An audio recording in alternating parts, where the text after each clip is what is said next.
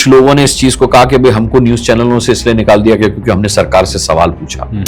आपने मेरा घंटी बजाओ शो देखा होगा, मैं सरकार से सवाल पूछता था, सरकार हिलती थी, सरकार घुटने पर आती थी, सरकार गिरती थी। सर अगर सड़क में गड्ढा है और आप मोदी से सवाल पूछें तो ये जायज नहीं है। जब इस देश की सेना कुछ बोलती है तो आप कहते हैं कि सरकार क्यों नहीं बोल रही, सरकार को जवाब देना चाहिए।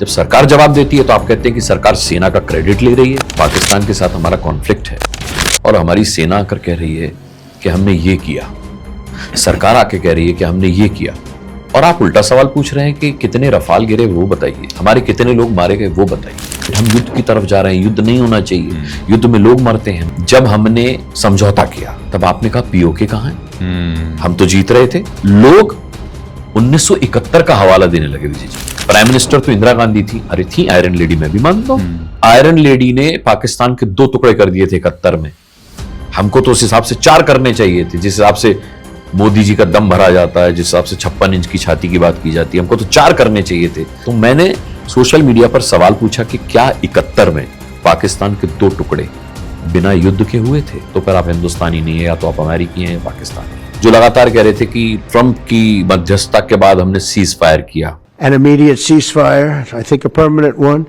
जो ट्रंप आपको कल तक जोकर लगता था, जो अनरिलायबल लगता था, वही सबसे ज्यादा रिलायबल हो। ट्रंप को अपनी एक्सेप्टेबिलिटी बढ़ाने के लिए ये बयान देना पड़ा। बहुत बड़े जर्नलिस्ट हैं जिनका एक जमाने में बहुत सम्मान करता था, रवीश कुमार जी की बात कर रहा हूँ। अच्छा, उनसे जुड़ा हुआ एक आपका किस्सा है। 2017 की बात है, मोदी जी ने मुझे फॉलो बैक दिया था ट्विटर पर, तो उसके कुछ दिनों के बाद उनका बयान आया कि भाई मोदी जी कैसे कैसे पत्रकारों को फॉलो बैक दे रहे हैं, इससे अच्छा तो मोदी हमें फॉलो बैक कर लेते। तो मैंने कहा कि आपको दिक्कत इस बात से नहीं है कि विकास हो रहा है या नहीं हो रहा, आपको दिक्कत इस बात से है कि मोदी जी आपको फॉलो नहीं करते। कुछ ऐसी चीजें जो स्टूडियो में हुई जो आप शेयर करना चाहें, जो बहुत मजेदार रही हूं। टेलीप्रॉम्प्टर पर खबर आई कि वांछित अपराधी लाल टमाटर पकड़ा गया।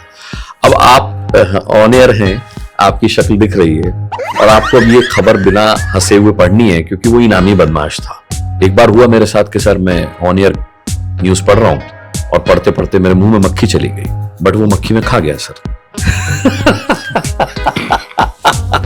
आजकल मैं देख रहा हूं कि एस्ट्रोलॉजी के नाम पर कुछ भी चल रहा है सर। आई रेस्पेक्ट एस्ट्रोलॉजर्स को जो आपका पॉडकास्ट देख रहे हैं just for the sake of subscribers and views. आप काला जादू, सम्मोहन, व्हाट इज दिस?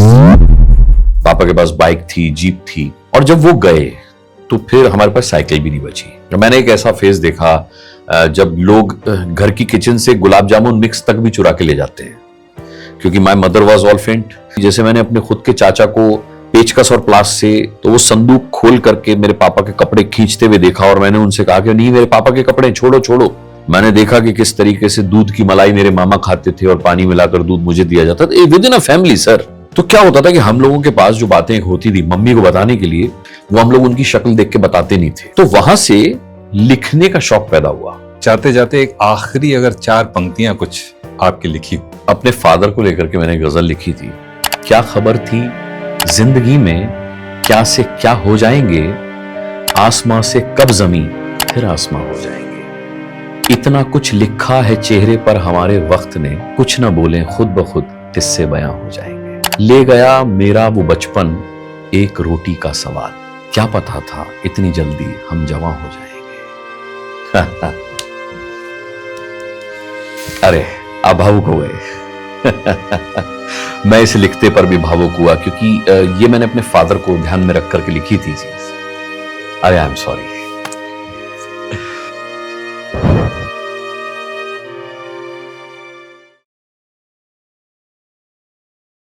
पत्रकारिता एक मजबूत लोकतंत्र का एक सबसे मजबूत स्तंभ है।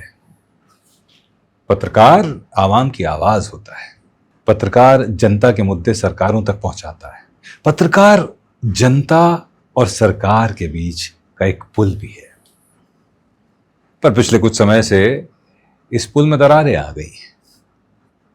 पर पत्रकार आज भी जनता की आवाज हैं, और जब आपकी खुद की आवाज इतनी बुलंद हो तो फिर वो आवाज जनता की सरकार तक भी पहुंचती है। और अगर वो आवाज अनुराग मुस्कान जी की हो तो फिर न केवल वो आवाज पहुंचती है बल्कि सुनी भी जाती है। मेरा सौभाग्य है कि सिर्फ एक मुलाकात के बाद भी मैं उनको अपना मित्र कह सकता हूं।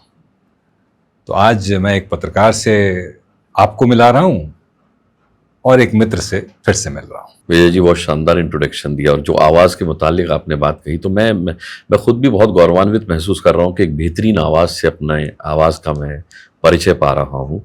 और बिल्कुल मुझे ऐसा लग रहा है कि मतलब मैं किसी पॉडकास्ट स्टूडियो में नहीं हूँ, मुझे ऐसा लग रहा है मैं बिग बॉस के कन्फेशन रूम में हूँ और बिग बॉस मेरा पॉडकास्ट ले रहे हैं।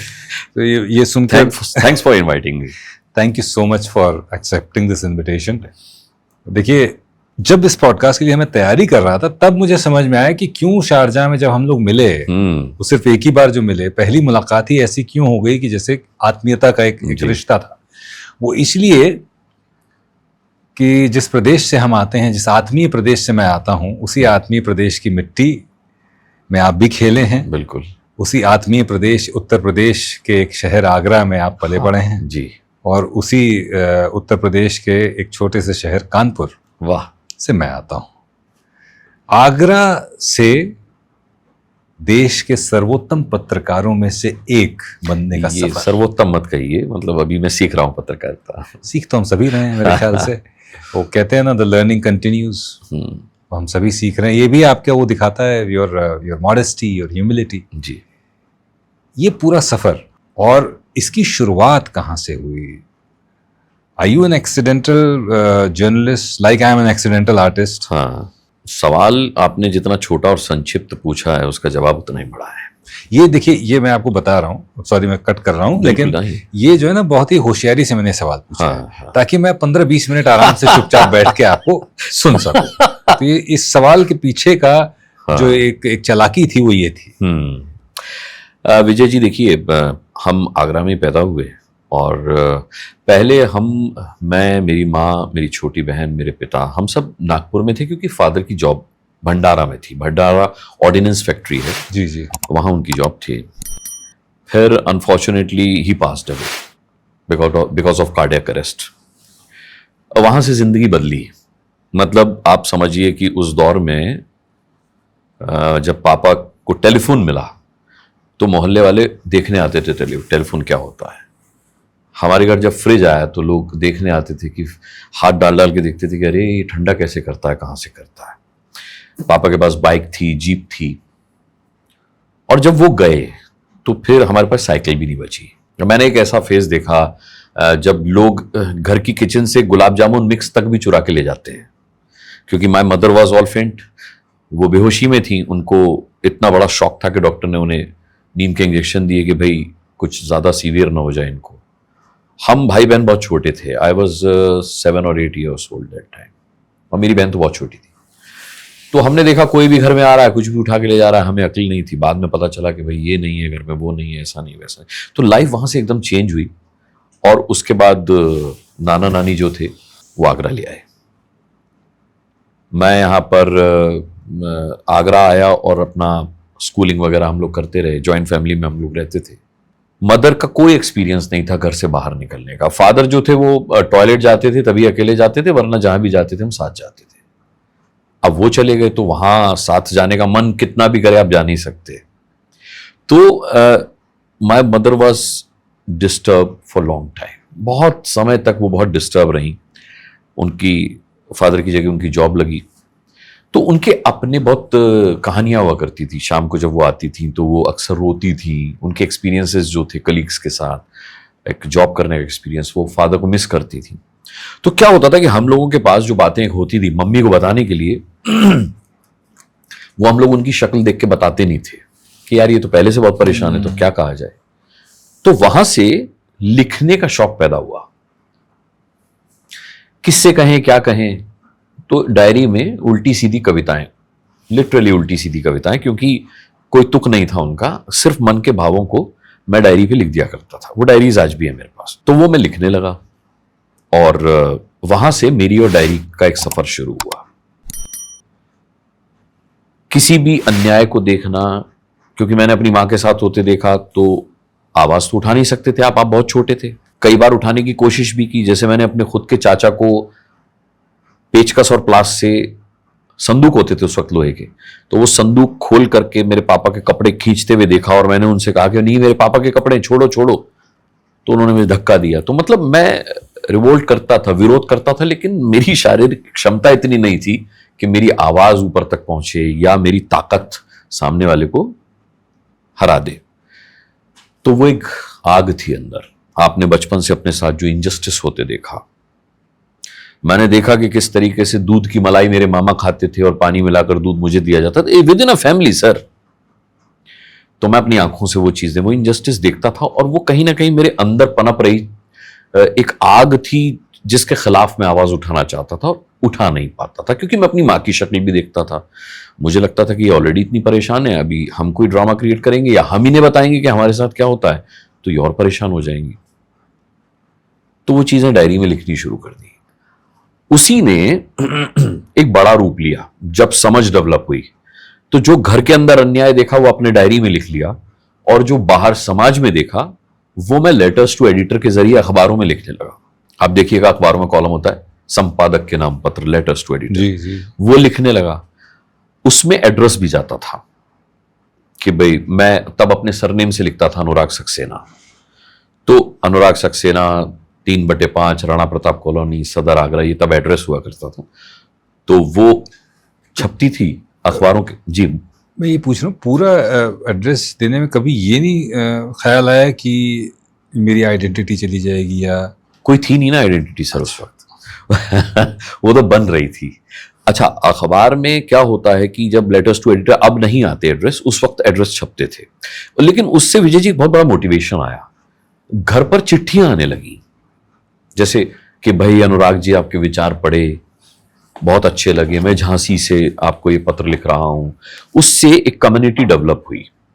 ये किस उम्र में हो रहा है सर? ये हो रहा है 90s में। तो आपकी क्या उम्र रही होगी? स्कूलिंग चल रही थी सर अरे! उस वक्त। मैं 10th 11th में था। वाह! ये उस वक्त की बात है। तो बड़ा अच्छा लगने लगा।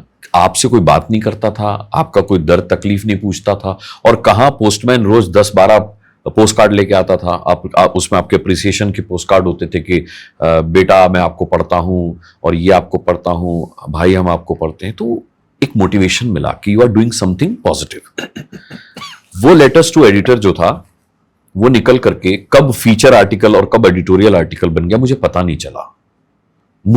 मैं कभी डिस्कवरी नहीं कर पाया कि ये मेरे अंदर का एक पत्रकार है जो इस रूप में बाहर आया, जो घर के अन्याय, घर वालों के अन्याय को सहते हुए जो डायरी मैंने लिखना शुरू किया था, वो शब्द कब आर्टिकल बन के अखबारों में छपने लगे समाज में फैल रहे इनजस्टिस के खिलाफ।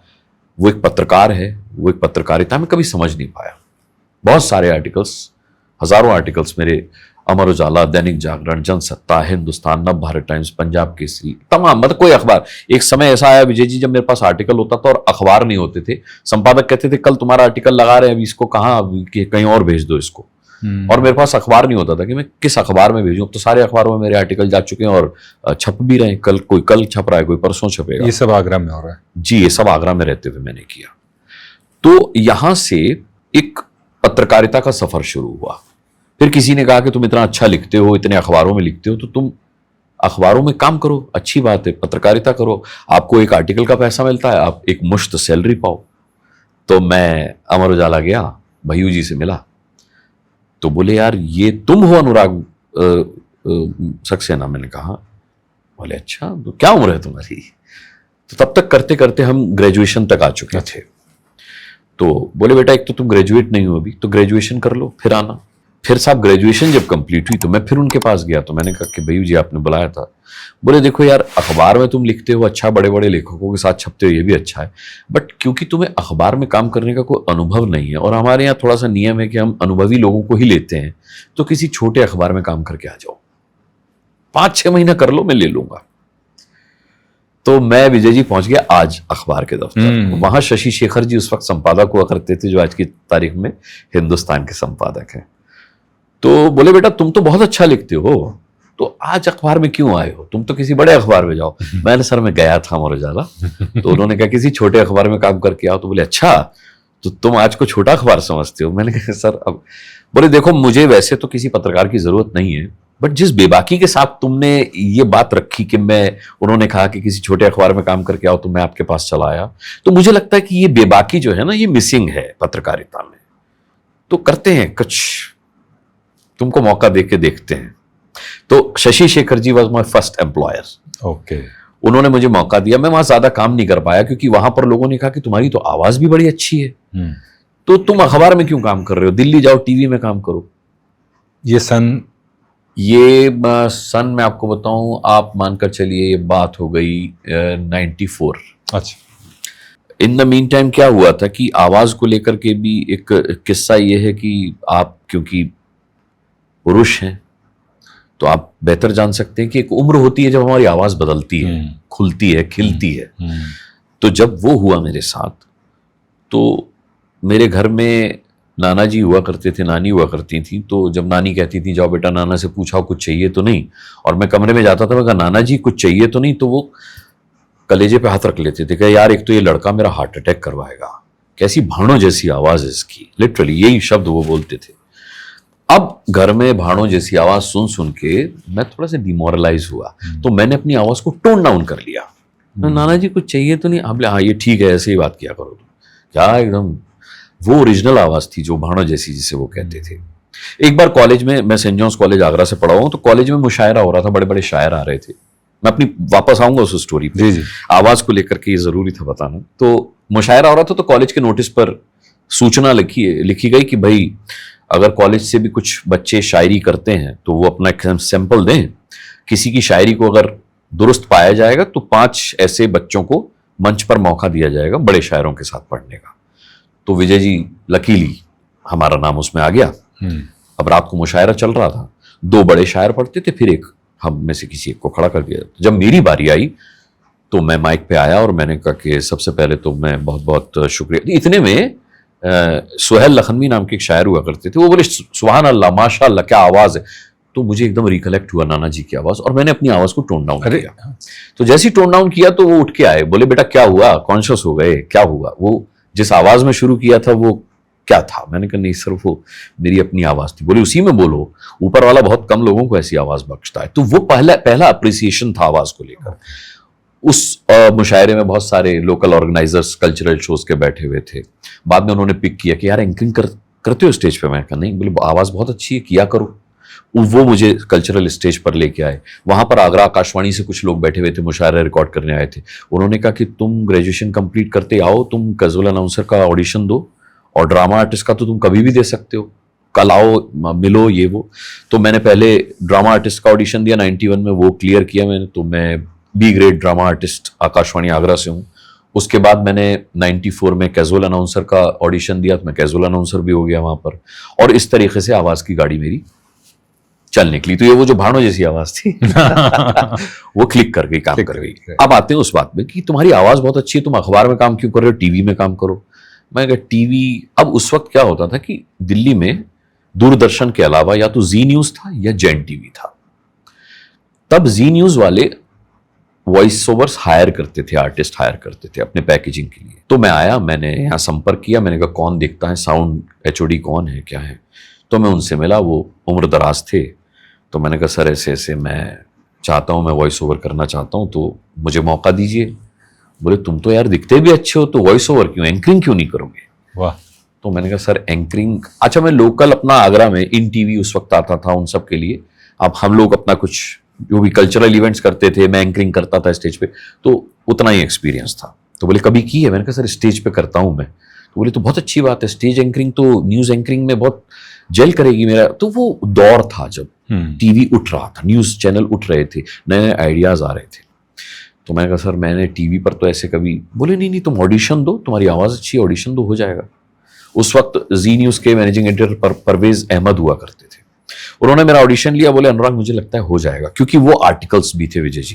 पत्रकारिता का वैसे कोई अनुभव नहीं था। उन्होंने कहा पत्रकारिता का कोई अनुभव। मैंने कहा सर ये अखबार के आर्टिकल्स हैं। बोले इतना तो कोई किसी मास कॉम इंस्टीट्यूट से पढ़कर भी नहीं लिख पाता, तो ये बड़ी अच्छी बात है। इनिशियल स्टेज था तो हार्ड एंड फास्ट रूल नहीं था कि मास कॉम होना ही चाहिए, ये मैं लकी रहा इस मामले में। तो उन्होंने कहा हो जाएगा तुम्हारा। 15 दिन बाद पता चला कि वो जी न्यूज छोड़ चुके हैं। तो उन्होंने कहा बेटा मैं जी न्यूज छोड़ चुका हूं, मेरी रिकमेंडेशन कितनी मैटर करेगी मुझे पता नहीं, मुझे लगता नहीं कि हो पाएगा, क्योंकि अब तो कोई नया मैनेजिंग एडिटर आएगा, आप उसी से संपर्क करना। In the mean time you can also try in Jain TV. तो जैन टीवी तब सिंधिया वेला दिल्ली में हुआ करता था, वहां हम गए, वहां हमने ऑडिशन दिया। सैटरडे को ऑडिशन दिया, मंडे को उन्होंने बुला लिया कि आप आ जाइए और आप एंकरिंग शुरू कर दीजिए। ये बात है 1999 की। 1999 में जैन का सफर शुरू हुआ, 6 या 8 महीने काम किया, वहां पर सैलरी इश्यूज होने लगे। तो ये जैन टीवी भी न्यूज चैनल था? जी सर, ये इसको अच्छा, बड़ा इंटरेस्टिंग है। जैसे सर्वाइवल के लिए बेटा क्या करेगा ये सोच के मम्मी ने टीवी मैकेनिक का कोर्स भी करवाया हमको 3-4 महीने के लिए। ओ हाँ, क्योंकि हमारे मामा टीवी मैकेनिक थे, तो उन्होंने कहा कुछ नहीं कर पाएगा तो दुकान पर टीवी मैकेनिक में बन जाएगा और असिस्ट कर लेगा मामा को। और वहां हमारा मन लगता नहीं था। तो जब हमने जैन टीवी ज्वाइन किया और जब हमने आगरा में बताया लोगों को, बेटा कहाँ काम करते हो? क्या जैन टीवी में। अच्छा, बोलिए दुकान कहाँ पर है दिल्ली में? तो मैंने कहा दुकान नहीं है। उनको लगा कि भाई टीवी मैकेनिक का कोर्स किया हुआ है। आजकल के बच्चे तो विजय जी बड़े फोकस्ड हैं, उन्हें क्या करना है। हमारे समय में नहीं होता था। और मेरी परिस्थितियों में तो बहुत चैलेंजिंग था कि आपको क्या करना है, क्या बनना है। जॉइंट फैमिली में आप थे। मैं मर्चेंट नेवी में जाना चाहता था, मैं आर्मी में जाना चाहता था। तो घर से ये आवाज आती थी कि बंदूक चलवाना सिखा रही हैं अपने बेटे को, ये हम पर गोली चलवाएंगी। मतलब एक कंजर्वेटिव, जिस तरीके से एक दकियानूसी विचारधारा होती है, उससे भी 2-4 होते थे कि क्या करना है, क्या करना है।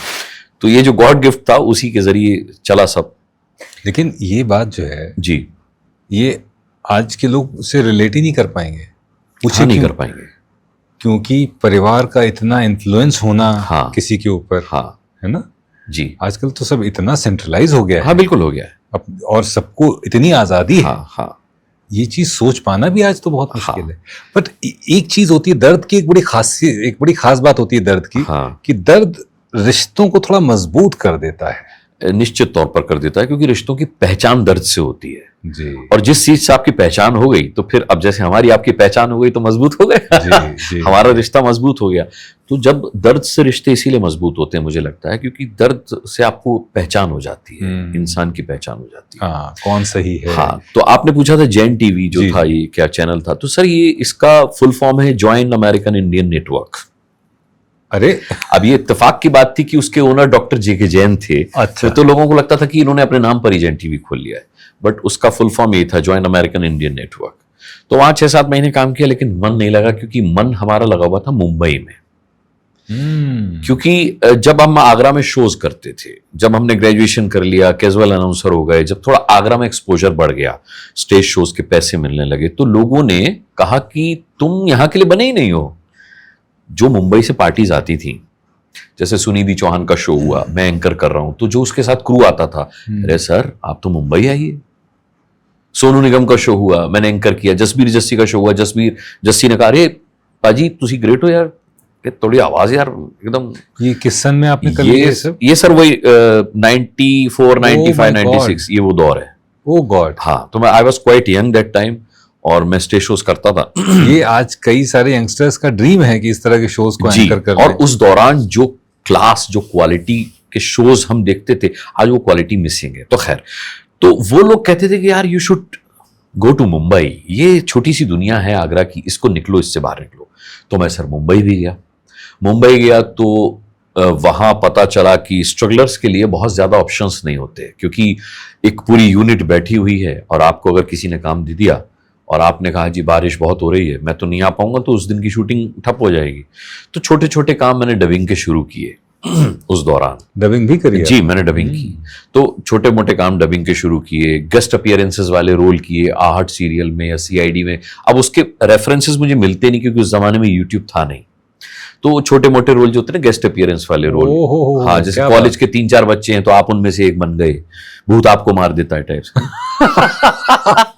हाँ, तो मेरा डायरेक्टर कहता था, बेटा इस एपिसोड में मर जाओ, अगले एपिसोड में तुम भूत को मारना। है ना, तो वो किया। फिर मेरा मुंबई की बारिश से सामना हुआ, तो पता चला कि तो सरवाइव करना मुश्किल है, स्ट्रगल करी मुंबई की बारिश में। तो वहां पर ये छोटा मोटा मैंने काम किया, और मुंबई में मैंने स्टेज शोज किए, लेकिन मुझे बड़ा स्ट्रगल करना पड़ा। वहां ऑर्केस्ट्राज होती थी बड़े हाई लेवल की। हर कोई ये पूछता था कि कहीं काम किया है? हमने तो आगरा का रेफरेंस देते थे, बोले नहीं मुंबई में कहीं काम किया है। मैं कहा नहीं। तो मैं वहां पे एक अखबार आता था दोपहर का सामना, उसके लिए फ्रीलांस आर्टिकल्स लिखने लगा। तो वो पर आर्टिकल मुझे पेमेंट करते थे। तो जब उसका आई कार्ड मेरे पास आया तो मैंने राजू श्रीवास्तव जी से कॉन्टेक्ट किया। मैं कहा राजू जी ऐसे ऐसे मैं दोपहर का सामना अखबार से बोल रहा हूँ और मैं यहाँ पर कॉन्ट्रेक्चुअल बेसिस पे काम करता हूँ, आर्टिकल लिखता हूँ, ये लोग पैसा देते हैं, मुझे आपका इंटरव्यू करना है। तो बोले आ जाओ यार, मैं मलाड में रहता हूँ उषा बिल्डिंग में, तो आ जाओ कभी करते हैं। तो मैंने कहा सर आप टाइम दो। बोले कल आ जाओ। उस वक्त मोबाइल इंट्रोड्यूस हो गए थे लेकिन हमारे पास नहीं था, हमारी औकात नहीं थी, तो पेजर चलते थे, तो पेजर भी नहीं लिया था। तो खैर राजू जी के पास पहुंचे, राजू जी से हमने इंटरव्यू लिया। तो राजू जी हमको ऐसे देख रहे, बोले मैं कहा सर एनीथिंग रॉन्ग? बोले कब से स्ट्रगल कर रहे हो मुंबई में? तो मैंने कहा ये स्ट्रगल सर, बोले आर्टिस्ट हो, एक्टर हो। मैंने सर आपको कैसे पता? बोले वो जिस अंदाज में तुमने सवाल पूछे, जो तुम्हारा बॉडी लैंग्वेज है, वो पत्रकार वाला नहीं है, मोर ऑफ ए आर्टिस्ट, एक एक्टर वाला है। क्या कुछ किया है यहाँ पर? मैंने कहा सर वो वॉइस ओवर्स करता हूँ, डबिंग वगैरह, छोटे मोटे काम मिलते हैं, वैसे क्या किया हुआ है? मैंने कहा सर आगरा में था मैं, तो मैं बड़े शोज भी करता था और वहां पे अच्छा नाम है मेरा, पर यहाँ आया हूं तो थोड़ा स्ट्रगलिंग है। आप बिलीव कीजिए विजय जी, वो मेरे बारे में सिर्फ इतना ही जानते थे जितना मैंने उन्हें बताया, और उन्होंने मुझसे कहा कि कहाँ कहाँ कॉन्टेक्ट किया तुमने? तो मैंने कहा इनसे बात की। कह रहे ठीक है, अब नए कॉन्टेक्ट्स में फोन करो और कोई पूछे कहीं काम किया है तो कह देना राजू श्रीवास्तव के साथ करता हूं। ओह, तो जहां भी मैं किसी से बात करता था, जैसे मैंने विजय जी से बात की, विजय जी ने मुझसे पूछा कहीं काम किया, मैं कहा राजू जी के साथ। वो उनका पूर्वांचल मंच के नाम से ग्रुप चलता था, तबस्सुम जूस में एंकरिंग करती थी। तो मैंने कहा कि हाँ वो राजू जी के साथ करता हूँ। अब झूठ बोल रहे होते थे तो थोड़ा सा आवाज में कॉन्फिडेंस भी नहीं होता, पर राजू जी ने परमिट कर रखा था, तो मैंने राजू जी के साथ किया। अच्छा। तो राजू जी का मेरे पास मैसेज आता था, कॉल बैक, तो पेजर उन्हीं के कहने पे लिया था। बोले यार एक पेजर ले लो, गेस्ट हाउस में फोन आते हैं, यहाँ पर क्या होता है ना 5 मिनट के अंदर आ जाओ, 10 मिनट के अंदर आ जाओ, नहीं आ पाओगे तो किसी और को चला जाएगा काम। तो बड़ी मुश्किल से हमने पेजर लिया, तो उनका पेजर पे कॉल बैक का मैसेज आता था। तो कॉल बैक, तुमने वहां फोन किया था? आया था उनका फोन। तो मैंने कह दिया कि हाँ अच्छा बच्चा है। तो सर ऐसे मुझे काम मिलना शुरू हुआ मुंबई में, just because of Raju ji. मैंने उनके साथ कभी काम नहीं किया, सोचिए। उसके बाद भी नहीं किया? नहीं, उनके साथ नहीं कर पाया मैं काम, क्योंकि मुंबई में क्या हुआ कि जब बारिश हुई, अच्छा एक और टैबू था, जैसे मेरी माँ मुझे पीसीओ से फोन करने जाती थी तो वो मुंबई का नंबर डायल करती थी और मुझसे 10-20 मिनट बात करती थी, तो उस जमाने में बिल बहुत ज्यादा आ जाता था। तो पीसीओ का जो मालिक है वो पूछता था भाग गया है क्या, नहीं आ रहा क्या, मैं बात करूं, मैं बुलाऊं? उनको उस वक्त वो जमाना था जब मुंबई आप चले गए, आपके फादर नहीं, एक छोटी सिस्टर है, आपकी मदर है, आप मुंबई चले गए, माँ इमोशनल भी हो जाती थी, रो जाती थी, तो वो तो शीशे में से सिर्फ एक रोती हुई लेडी को देख रहा है और मुंबई में फोन मिलाया है, कौन कहाँ? बोली नहीं वो अनुराग मुंबई गया हुआ है। अच्छा नहीं, आप रो रहे थे तो भाग गया है क्या? तो उस वक्त मुंबई जाना था, भाग गया। तो जब मैंने स्ट्रगल किया, बारिश की वजह से काम नहीं मिला, सर्वाइवल की दिक्कत हुई, तो सत्या फिल्म रिलीज हुई सर 97 में, शायद ये फिल्म रिलीज हुई थी, if I am not wrong, आप देखिएगा। तो सत्या फिल्म, अच्छा क्या होता था कि जैसे आगरा में मुझे कभी 5,000 रुपए मिल गए किसी शो के, कभी 1,500 मिल गए। मुंबई में मैं स्टेज शोज करता था सर, तो मुझे कभी 8,000 भी मिल जाते थे उस जमाने में, 5,000 मिल गए। मतलब आगरा में 1,500 से ज्यादा नहीं मिले, मुंबई में 5,000 से शुरुआत हुई। और मेरे को ऑर्गेनाइजर ये कह के देता था कि जो हम अपने रेगुलर एंकर को देते हैं वही है, यू आर वेरी गुड, तुम कहाँ थे अब तक? तो मुझे बड़ा अप्रिशिएट। तो ये जब खबरें मैं अपनी माँ को देता था तो वो सुन लेती थी कि अच्छा ठीक है, चलो अच्छा कह रहा है तो ठीक है। सर सत्या फिल्म रिलीज हुई और इन लोगों ने केबल पर देखी और इनको लगा कि कहीं ये भीखू मात्रे तो नहीं बन गया है। इतना पैसा इसको कौन दे रहा है मुंबई में?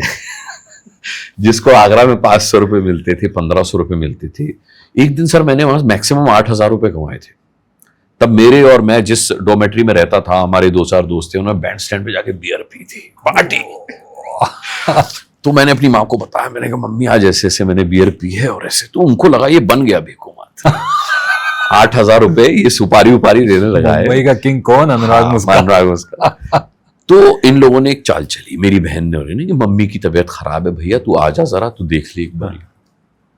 तो आना भी बड़ा मुश्किल होता सर, पंजाब मेल से मैं आता था, तो मैंने कहा चलो आता हूँ, तबीयत खराब है तो आप कैसे रुक सकते हैं। तो मैं आ गया, जो अवेलेबल टिकट थी उसमें आ गया। जब मैं आया तो मेरी माँ ने मेरे पैर पकड़ लिए, बोली बेटा तेरे पापा की पेंशन मिलती है, मेरी सैलरी मिलती है, तेरे को मैं पूरी जिंदगी बिठा के खिला लूंगी, कहीं मत जा। तू मत जा। तो मैंने मम्मी हुआ क्या है? कह रही नहीं नहीं तू मत जा मत जा। मैंने कहा मम्मी मुंबई ही जाना है, वही एक जरिया है, मैं और कुछ नहीं जानता, मैंने और कुछ नहीं किया। बोली नहीं बेटा नहीं, तू समझ नहीं रहा है बात को, मेरा बीपी गड़बड़ रहता है वो रहता है। ये तो मुझे बहुत बाद में पता चला कि भीकू मात्रे वाज कैरेक्टर जिसने मेरा करियर खराब किया। तो फिर मम्मी ने एक शर्त रखी, बोली अच्छा बेटा यहाँ पर लोग बातें बनाते हैं कि तू भाग तो नहीं गया और ये है वो है। मेरे नाना जी वगैरह भी जब तक रहे दुनिया में तब तक क्या था ना कि कोई डेफिनेशन नहीं थी स्टेज एंकर की। अब तो आप कॉमेडी करने वाले को भी स्टैंड अप कॉमेडियन कहते हैं, तब मस्खरा कहते थे लोग। कॉमेडियंस को इतने आसानी से एक्सेप्टेंस नहीं थी। हंसाने वाला, मस्खरा स्टेज एंकरिंग को बोले कि वो नचनिया मतलब इस तरीके के वो लोग यूज करते थे कि भाई वो नचनिया नचाते हैं वहां पर, ये साहब वो जो है वो घोषक हैं, एंकरिंग करते हैं, पता नहीं क्या काम है, हमारी तो समझ में नहीं, कोई डेफिनेशन नहीं था। आज आप कंपेरर कहते हैं, MC, हाँ आप तमाम सारे आज आप कहते हैं कि भाई होस्ट है, शो के होस्ट हैं, एंकर हैं, तब ऐसा कोई टर्म नहीं था। तो उन्होंने कहा बेटा यहाँ पे लोग बातें भी बहुत बनाते हैं, तो मैं बड़ी जिम्मेदारी के साथ एक बात कहती हूँ कि अपनी बहन की शादी कर लो, उसके बाद जो चाहे करना। तो हमने कहा ठीक है, तो फिर इसके लिए लड़का वड़का देखा जाए। बोली देखो बेटा रिश्तेदारी में बहुत ज़्यादा किसी पर मैं ट्रस्ट तो कर नहीं सकती, तुमने देखा ही है, तो एक काम करो तुम एक बहू ले आओ, अपनी शादी कर लो, तो सब मिलकर के बहन की शादी कर लेंगे, फिर तो तुम खुला आसमान है चले जाना। आया मुझे ये पता नहीं था कि मैं ट्रैप हो रहा हूँ। तो मैंने कहा अच्छा ठीक है। तो उसके लिए वो हमारी मर्जी की लड़की से शादी करने को भी तैयार हो गई। तो वो मैंने कहा यार ये मौका अच्छा है, हाँ। अगर इस बहाने हम अपनी पसंद की लड़की से शादी कर सकते हैं तो ये तो बड़ा अचीवमेंट है। तो खैर तब मेरी शादी हुई, उसके बाद जो है बहन की शादी हुई। फिर आप जानते हैं वो ड्रामा होता है बेटा मैं दादी बनना चाहती हूँ और ये सब। अब सब कहते हैं कि जाओ मुंबई। और ये 25 साल कब न्यूज़ चैनल में बीत गए, क्योंकि क्या है कि तब तक बीमारी लग चुकी थी दिखने की। टर्म होता है जो दिखता है वही बिकता है। तो स्टेज पर भी आप जब होते हैं, जब 10,000 की ऑडियंस को आप डील कर रहे होते हैं और जब माइक उनकी तरफ करते हैं, are you enjoying the show, तो जब पब्लिक चिल्लाती है यस, तो वो जो नशा होता है आपको, वो नशा था। फिर टीवी का नशा, आपने छोटे मोटे रोल किए, आप टीवी पर खुद को देख करके खुश हो रहे हैं। तो मुंबई तो नहीं जा पाए, पैरों में बेड़ियां पड़ गई। तो आगरा से मुंबई दूर था, दिल्ली पास था। तो फिर दिल्ली का रास्ता पकड़ा और दिल्ली में न्यूज़ चैनल ही थे। और वो मैं आपको बता चुका कि न्यूज़ में मैं कैसे आया, आवाज़ के जरिए से आया। तो फिर जैन में मैंने बहुत ज़्यादा समय काम किया नहीं, फिर मैं आगरा लौट आया, मुझे मन नहीं लगा। मैंने कहा this is not my place, ये मेरा काम नहीं है न्यूज़ पढ़ना और ये सब करना। फिर आगरा में थोड़ा फ़ायदा ये हुआ कि आप टीवी पर आने लगे थे तो आपका पेमेंट बढ़ गया, आपको एक शो के 25,000 रुपये मिलने लगे 2000 में। Yes sir. और उसी दौरान फिर मैंने जसबीर जस्सी और ये सोनू निगम इन सब के शो की एंकरिंग वगैरह की, विनोद राठौर ये सब आते थे, मैं पूरी तरह कल्चरल उसमें जुड़ गया। मेरे एक मित्र हैं बहुत पुराने, जिनके साथ मैंने जैन टीवी में पत्रकारिता का सफ़र शुरू किया था, राहुल सिन्हा, जो अब जी न्यूज़ के मैनेजिंग एडिटर हैं। तो जब मैं जैन टीवी में काम करता था तो उन्होंने मुझे ऑफ़र किया, बोले कहाँ रहते हो? मैंने कहा मैं रोज़ गार्डन रहता हूँ अपनी बुआ के पास, जहाँ मैं रहना नहीं चाहता, क्योंकि मेरे फादर के एक्सपायर होने के बाद बुआ चाचा वगैरह सब दूर हो गए थे। तो मेरे जो बुआ के लड़के थे उनकी बड़ी रिक्वेस्ट थी, वो मिलाना चाहते थे सबको, तो उनके एफर्ट्स से मैं एक बार मिला और फिर उन्होंने कहा कि नहीं बेटा तू यहीं रहेगा। बट एक वो डिटैचमेंट था कि जब मेरे फादर चले गए तब आप लोगों ने हमें नहीं पूछा, आज जब हम खुद से नौकरी कर रहे हैं, खुद से अपने स्ट्रगल से बने, तो आप कह रहे हैं हमारे घर आके रहिए। तो मेरे अंदर वो एक टीस थी। तो राहुल ने कहा कि नहीं साथ रहो, मैं सेक्टर 12-22 में रहता हूँ नोएडा में। तो मैं और राहुल साथ रहने लगे। तो फिर जब मैं वापस छोड़ छाड़ के आया तो फिर राहुल ने मुझसे कहा कि सहारा में कुछ वैकेंसीज निकली हैं, मैं चाहता हूँ तुम भर दो। तो मैंने राहुल के इंसिस्ट करने पर वो भर दी। वो प्रोडक्शन एग्जीक्यूटिव की वैकेंसी थी, मेरा सिलेक्शन हो भी गया। In the mean time NDTV पर गुस्ताखी माफ करके एक प्रैंक शो आता था, जी, जिसको अरुण थापर प्रोड्यूस करते थे। तो अरुण थापर से भी मैंने बात की, उन्होंने मुझे बुलाया, ऑडिशन किया एंड उन्होंने भी मुझे पास कर दिया एज एन आर्टिस्ट। तो मैंने राहुल से कहा कि यार मुझे तो आर्टिस्ट बनना है, I am an actor you know, तो मैं वहां चला जाऊं एनडीटीवी। तो उन्होंने कहा देखो तुम जिस दिन रिकॉग्नाइज हो जाओगे उस दिन तुम शो से आउट हो जाओगे। जब तक लोग पहचाने नहीं जाते, प्रैंकर्स पहचाने नहीं जाते, प्रैंकस्टर्स जो होते हैं वो पहचाने, तभी तक वो प्रैंक कर सकते हैं। अगर तुम्हें लोग सड़क पे पहचाने लगेंगे अरे आप तो गुस्ताखी माफ से हो ना, तो फिर तुम्हारी कहानी खत्म। छुपा रुस्तम आता था, आई एम मिस्टेकन, छुपा रुस्तम, नॉट गुस्ताखी, छुपा रुस्तम। तो उसमें वो प्रैंक्स करते थे। तो छुपा रुस्तम से उन्होंने कहा कि तुम बहुत ज्यादा दूर नहीं जा पाओगे, तुम सहारा में आ जाओ।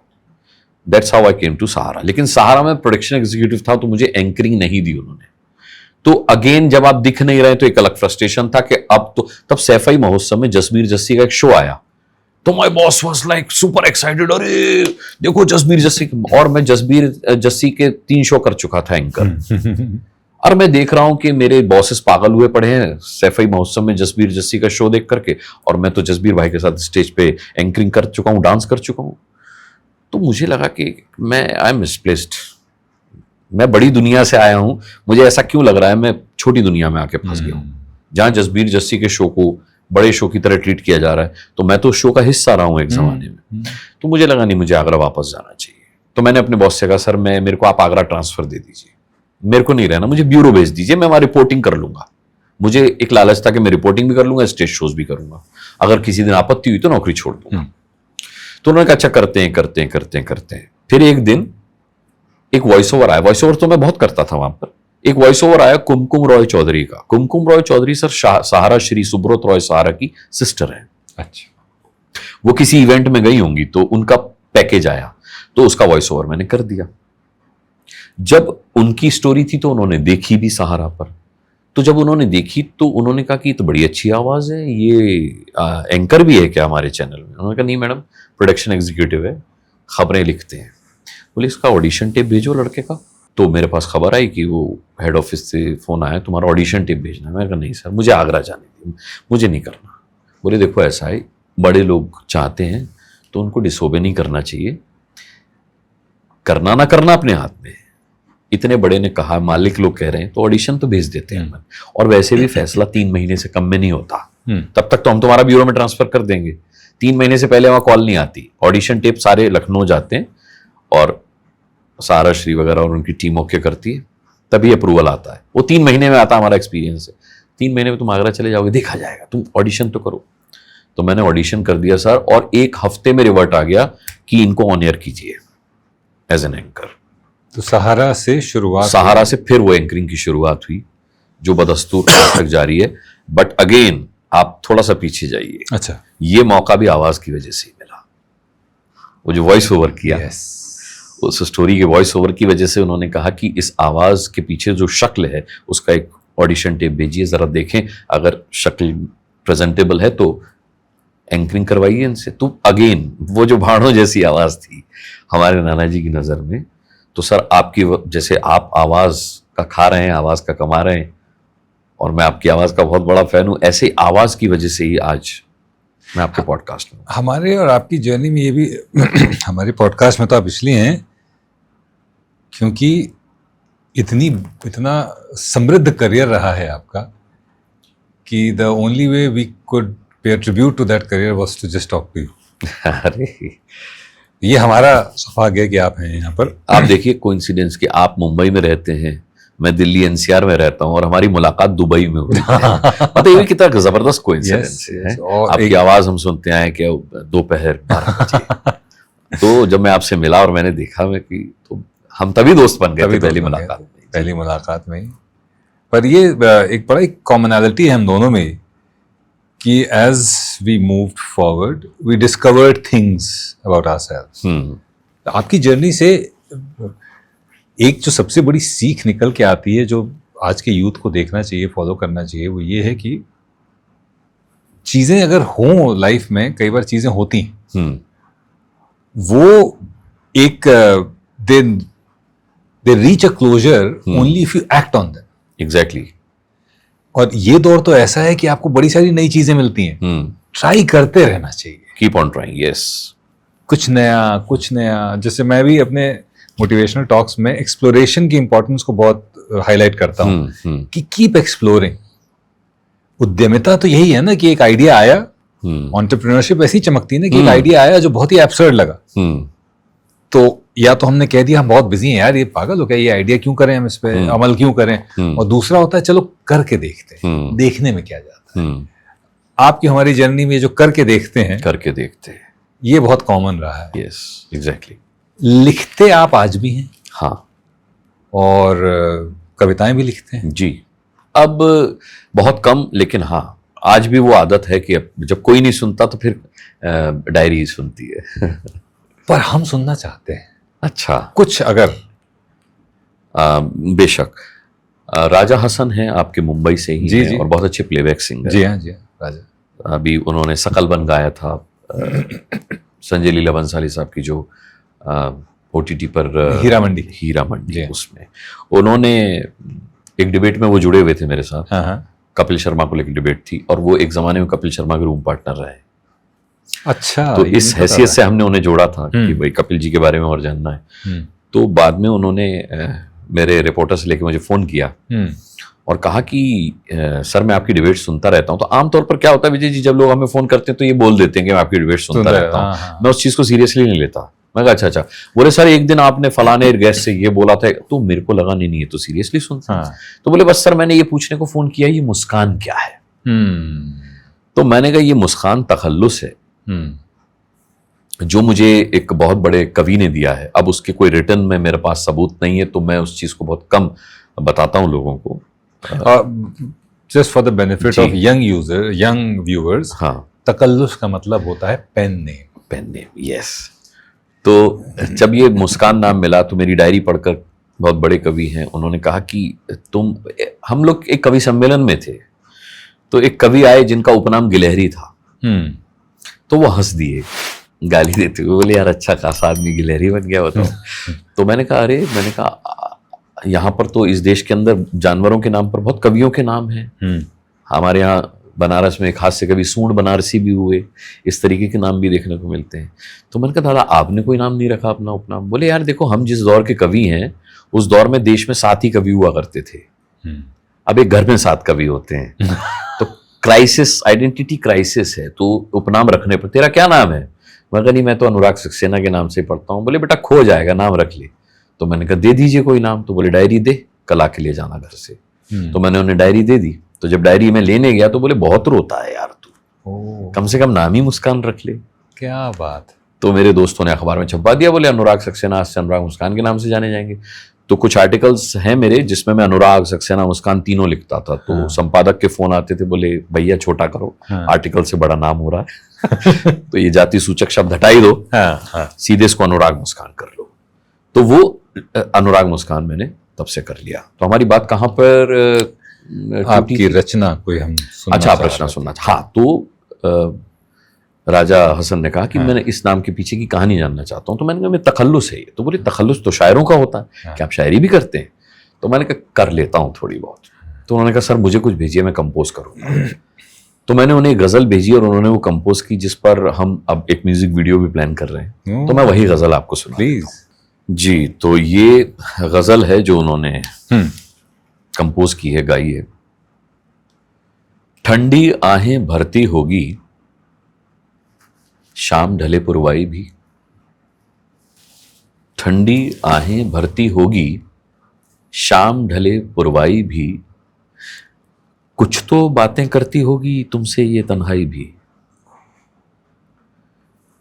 ठंडी आहें भरती होगी शाम ढले पुरवाई भी, कुछ तो बातें करती होगी तुमसे ये तन्हाई भी। बस एक टक तुम भी तो देखा करते होगे हर शय को, बस एक टक तुम भी तो देखा करते होगे हर शय को। डसती होगी 4 दीवारी और घर की अंगनाई भी, डसती होगी 4 दीवारी और घर की अंगनाई भी।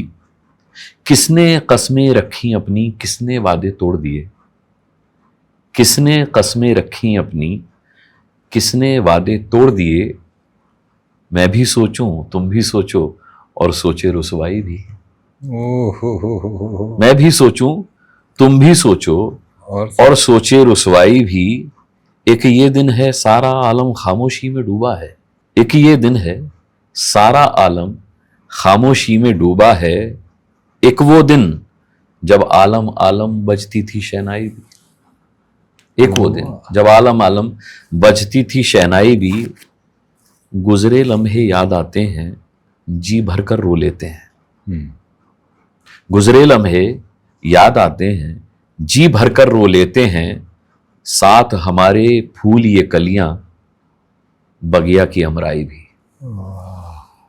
साथ हमारे फूल ये कलियां बगिया की अमराई भी, और ख्वाब किसी के जब जब टूटे मेरी आंखें भर आईं, ख्वाब किसी के जब जब टूटे मेरी आंखें भर आईं, पहले ही से कुछ तो गम थे वो उस पर पीर पराई भी, वाह, ठंडी आहें भरती होगी शाम ढले पुरवाई भी, कुछ तो बातें करती होगी तुमसे ये तन्हाई।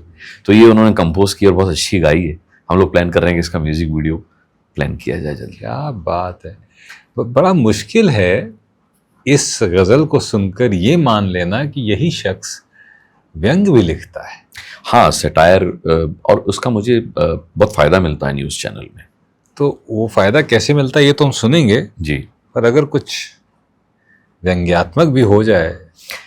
अच्छा, क्योंकि हाँ, हम ऐसे दौर में रह रहे हैं ना जहाँ जी। पर क्योंकि टॉलरेंस कम हो गई लोगों की, तो व्यंग भी जो है ना बहुत नहीं लिख रहे हैं लोग व्यंग। डर लगता है लोगों को व्यंग करने में। आपने बिल्कुल सही शब्द इस्तेमाल किया कि व्यंग लिखने में अब लोगों को डर लगता है। जी, लोग व्यंग से ऑफेंडेड हो जाते हैं। लोग, एक जमाना था जब बड़ी बड़ी बातें व्यंग के जरिए कह दी जाती थी और लोग उसे व्यंग के तौर तरीके से ही लेते थे।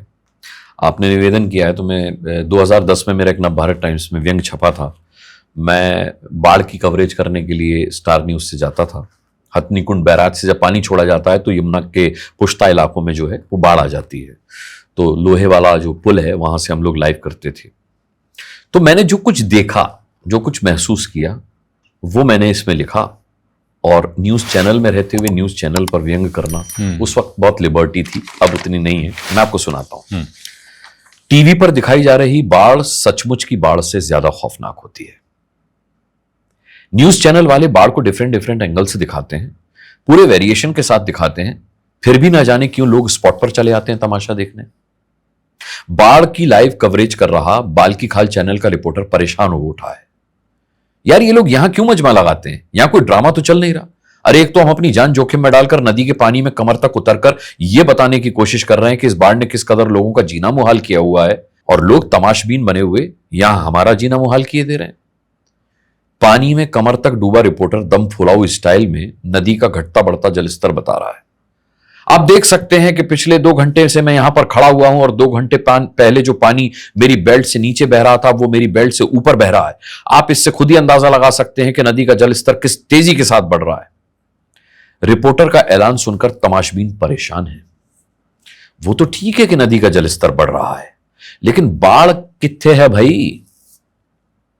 हम टीवी पर बाढ़ देखकर बाढ़ को ढूंढते हुए यहां तक कहां पहुंचे? ब्रेक के दौरान और गहरे पानी में उतरता हुआ रिपोर्टर झल्ला उठा। अरे अंधे हो क्या सबके सब? देखते नहीं नदी में बाढ़ आई हुई है, नदी पगलाई हुई है, नदी का पानी लोगों के घरों में घुस रहा है। लोग फिर अचंभित हैं, किसके घर में घुस रहा है भाई पानी? पानी घरों में कहां घुस रहा है?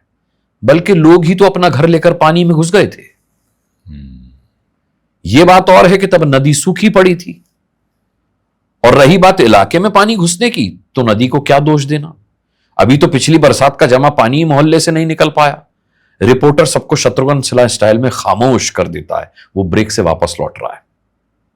जैसा कि आप देख सकते हैं बाढ़ का प्रकोप बढ़ता ही जा रहा है। पानी मेरी पसलियों को छू चुका है, खतरे के निशान से बहुत ऊपर बह रहा है पानी। लोग कंफ्यूजिया रहे हैं कि पानी शहर में घुस रहा है या रिपोर्टर पानी में घुस रहा है। लोग शहर में बाढ़ पहले भी देख चुके हैं, लेकिन नदी में बाढ़ का यह नजारा उनके लिए बिल्कुल नया है। लोग अपना शहर नदी में डूबा देखने की उत्सुकता में नदी के मुहाने तक खिंचे चले आए। वो नहा धोकर पूरी तैयारी के साथ बाढ़ देखने आए हैं, गोया बाढ़ नहीं मेला देखने आए हों। सफेद कुर्ता पायजामा, रंगीन pant shirt, cream powder, lipstick की भरपूर वैरायटी देखने को मिल रही है। रिपोर्टर उफनती नदी को आपदा बता रहा है, लेकिन नदी का सैलाब पिछले 4 दिनों से वरदान साबित हो रहा है। विश्वास ना हो तो भुट्टे वाले चचा, चाट पकौड़ी वाले बंटी, पान बीड़ी सिगरेट वाले राजू और बर्फ के गोले बनाने वाले घीसू से पूछिए। ये लोग पहले दिन औरों की तरह बाढ़ का प्रकोप देखने ही आए थे, समझदार थे, दूसरे दिन से अपना खोमचा लेकर आने लगे। इनके लिए प्रकोप स्कोप में बदल गया। इतनी बिक्री हो रही है कि हाथ पांव फूले हुए हैं। हाथ पांव तो खैर रिपोर्टर के भी फूले हुए हैं। वो खतरे के निशान वाली जगह से खड़े होकर बताना चाहता है कि शहर के लोग कितनी मुसीबत में हैं। किनारे पर 100-100 रुपए घंटे पर 2 गोताखोर सिर्फ इसलिए तैनात हैं कि रिपोर्टर अगर स्टंट करते करते कहीं खुद मुसीबत में फंस जाए तो गोता खा चुके रिपोर्टर को गोता मारकर जान जाने से बचाया जा सके। और उधर किनारे पर खड़े लोग अपने मोबाइल से बाढ़ की बजाय रिपोर्टर की तस्वीरें उतार रहे हैं। तो ये जो एक्सपीरियंस मैंने किया बाकी चैनलों के लोगों को करते हुए, देखते हुए, और जो वहां पर मजमा मैंने देखा, उसको एक व्यंग का रूप देने की कोशिश की। और ऐसे बहुत सारे व्यंग मैंने लिखे, पॉलिटिकल सटायर्स भी लिखे, तमाम सारी चीजें। वो एक जमाना था जब लोग व्यंग समझते थे। अब तो मुझे भी व्यंग लिखने में डर लगता है। कब कौन सा सटायर, कौन सा व्यंग आपके घर पे कोर्ट का नोटिस ले आएगा, कह नहीं सकते। कह नहीं सकते। तो इसलिए बेहतर है कि अब तो सीधे पुलिस आती है सर, उठाने कोर्ट का नोटिस भी नहीं आता। अरे हाँ, ये बात भी सही है। हाँ। नोटिस नहीं आता है, अब तो पुलिस अब आती तो है। पुलिस आती है, और वो भी दूसरे राज्य की। वो दूसरे राज्य की। ये कहानी भी इसी से जुड़ा सवाल पूछता हूं मैं जी। आपसे। आपके साथ कभी ऐसा हुआ कि पत्रकारिता, क्योंकि एक तलवार की धार पे चलने जैसा व्यवसाय है, व्यवसाय अगर मैं कह सकूं इसको, हालांकि पहले व्यवसाय नहीं हुआ करता था, अब व्यवसाय बन गया जी। तो उस तलवार की धार पर चलते हुए कभी आपने उसके नुकीलेपन का एहसास किया? कभी कुछ ऐसा घटा जो जिससे लगा हो कि माय गॉड, ये कहाँ आ गया? कई बार होता है। होता यह है कि लोग डिफरेंशिएट नहीं करते। जैसे मीडिया वाले, अब मीडिया वालों में बहुत सारे लोग आ गए। अगर आप अनबायस्ड हैं, अगर आप बैलेंस्ड हैं, तो आप ये चीज एक भीड़ को नहीं बता सकते। कई खबरें ऐसी होती हैं जिससे लोग नाराज होते हैं। मैं ऐसा मानता हूं विजय जी कि ये जो दौर चल रहा है 2025 और पिछले 2 या 3 सालों से, ये सबसे बुरा दौर है न्यूज इंडस्ट्री के लिए। क्रेडिबिलिटी और अकाउंटेबिलिटी, इसका संकट आ खड़ा हुआ है। कौन जिम्मेदार है? ऑब्वियसली मीडिया वाले ही जिम्मेदार हैं। तो इस क्रेडिबिलिटी और अकाउंटेबिलिटी की क्राइसिस के बीच में, संकट के बीच में, एक अच्छा, एक सच्चा चेहरा ढूंढ पाना बड़ा मुश्किल होता है। मुझसे अक्सर लोग मिलते हैं और जब आप सुनते हैं कि अरे भाई क्या करते हैं आप, तो बोले न्यूज चैनल में हूं एंकर। अरे आप लोग तो मसाला लगा के खबरों को दिखाते हैं। देखिए, मैं अपनी गारंटी लेता हूं कि आप मेरे डिबेट शो देखेंगे, मेरे शोज देखेंगे, तो उसमें कोई मसालेदार चीजें नहीं होती। मतलब हमने अपनी तरफ से मसाला नहीं डाला होता। जितना खबर में है मसाला, उसी ओरिजिनल रेसिपी को हम परोसते हैं, उस पर अपना लाइन, अपना वर्जन रखते हैं। लेकिन लोग हमें भी उसी भीड़ में शामिल कर लेते हैं। अरे अब तो आप लोग तो न्यूज चैनल वाले आजकल मसाला लगा के बताते हैं सर खबरों को। तो वो डिफरेंशिएट नहीं करते लोग। और आप ये कितनों को जा जा करके बताएंगे कि मैं वो नहीं हूं सर, जिसकी वजह से आपकी नजर में मीडिया की इमेज खराब हुई है, मैं वो नहीं हूं, मैं तो आप। तो ये संकट है आज के दौर में। ये सबसे बड़ा, वो आप जो कह रहे थे तलवार की धार पर चलना और उसको महसूस करना, तो वो हम रोज महसूस करते हैं कि हमको कुछ एक पत्रकार जो सेंसेशनलाइज करते हैं खबरों को, उनकी वजह से हमारा स्ट्रगल दुगना हो गया। जो खबरों को खबरों की तरह ही दिखाना चाहते हैं, उनका स्ट्रगल दुगना हो गया। ये बहुत जबरदस्त तलवार की धार है। इससे हम चोटिल भी होते हैं, हमारे पैर कटते भी हैं, हाथ भी कटते हैं, खून भी निकलता है। वो दिखाई नहीं देता आपको, लेकिन उसके जख्म हैं, उसका दर्द है। आपने कहा ना कि उसके जिम्मेदार मीडिया वाले ही हैं, पर क्या ये जिम्मेदारी लोगों की भी नहीं है? क्योंकि गिद्ध की तरह बैठे हुए हैं। अगर कुछ लोग बैठे हैं गिद्ध की तरह खबरों को पकड़ने के लिए, तो एज ऑडियंस, एज व्यूअर्स, हम भी गिद्ध की तरह बैठे हुए हैं। मसाला, हमको भी मसाला चाहिए, हमको भी मसाला चाटना है। क्या हुआ कि एक दौर था जब फिल्मों में किसिंग सीन्स, इंटीमेट सीन्स का बड़ा प्रचलन था। और उस दौर में मैंने प्यार किया ही सूरज बड़जात्या साहब की। मैंने प्यार किया नाम सुनकर हमारी मां ने हमको फिल्म देखने नहीं जाने दिया कि बोली फिल्म का नाम ही मैंने प्यार किया है, तो फिल्म में पता नहीं क्या क्या दिखाया गया होगा। लेकिन साहब हम गए और जब हम देख कर आए, जबरदस्ती बंक मार के देख कर आए, जब हमने देखा कि यार ये तो नीट एंड क्लीन फिल्म है, तो हम जबरदस्ती अपनी मां को भी ले गए। हमने कहा देखो चल के, तो मम्मी बोली यार ये तो बहुत अच्छी फिल्म है। और वो फिल्म आप जानते ही हैं, माइलस्टोन साबित हुई इंडस्ट्री में। सूरज बड़जात्या जी का एक इंटरव्यू में सुन रहा था, ये आपके सवाल का जवाब है कि आज के दौर में जब फिल्मों में इंटीमेट सीन्स जरूरी हैं, जब फिल्म में किसिंग सीन्स जरूरी हैं, हॉटनेस जरूरी है, तब कितना बड़ा रिस्क था मैंने प्यार किया जैसी फिल्म बनाना। आपको कैसे भरोसा हुआ कि लोग ये फिल्म देखेंगे? बड़ा अच्छा जवाब था सूरज बड़जात्या जी का कि लोग हमेशा अच्छी ही चीज देखना चाहते हैं, कमी अच्छी चीज दिखाने वालों की है। जब लोगों के पास ऑप्शन नहीं होता तो फिर जो लिमिटेड ऑप्शंस हैं या जो अवेलेबल ऑप्शंस हैं, लोग उन्हीं की तरफ ज्यादा जाते हैं। अब आजकल सोशल मीडिया ने भी बहुत माहौल खराब किया हुआ है जी। आजकल न्यूज चैनल्स की फेक क्लिप्स बनकर आती हैं। आपको लगेगा कि अच्छा ये फलानी न्यूज चैनल की क्लिप है तो उसने दिखाया हो, वो खबर उस न्यूज चैनल पर नहीं चली होती। तो इसने भी स्ट्रगल को दुगना किया है, बढ़ाया है। लोगों को दोष मैं इसलिए नहीं देता क्योंकि लोगों तक जो खबर पहुंचनी होती है वो पहुंच जाती है मीडिया के माध्यम से। हम लोग अच्छी डिबेट करते हैं तो हमको अप्रिसिएशन मिलता है सर। हमको ऐसे लोग मिलते हैं जो कहते हैं कि अनुराग जी हम आपकी डिबेट इसलिए देखते हैं क्योंकि उसमें चीखम चिल्ली नहीं होती, आप सबको बोलने का प्रॉपर मौका देते हैं और आप सरकार से सवाल भी पूछते हैं। मुझे तो कभी किसी सरकार ने नहीं रोका सर। आज मोदी जी की सरकार है और आज से नहीं, 2014 से मैं एबीपी न्यूज पर 4 साल घंटी बजाओ शो करता था। वह एंटी एस्टेब्लिशमेंट शो था। मैं सरकार से ठोक के सवाल पूछता था, मुझे कभी कोई आपत्ति नहीं हुई, मुझे कभी किसी ने नहीं रोका।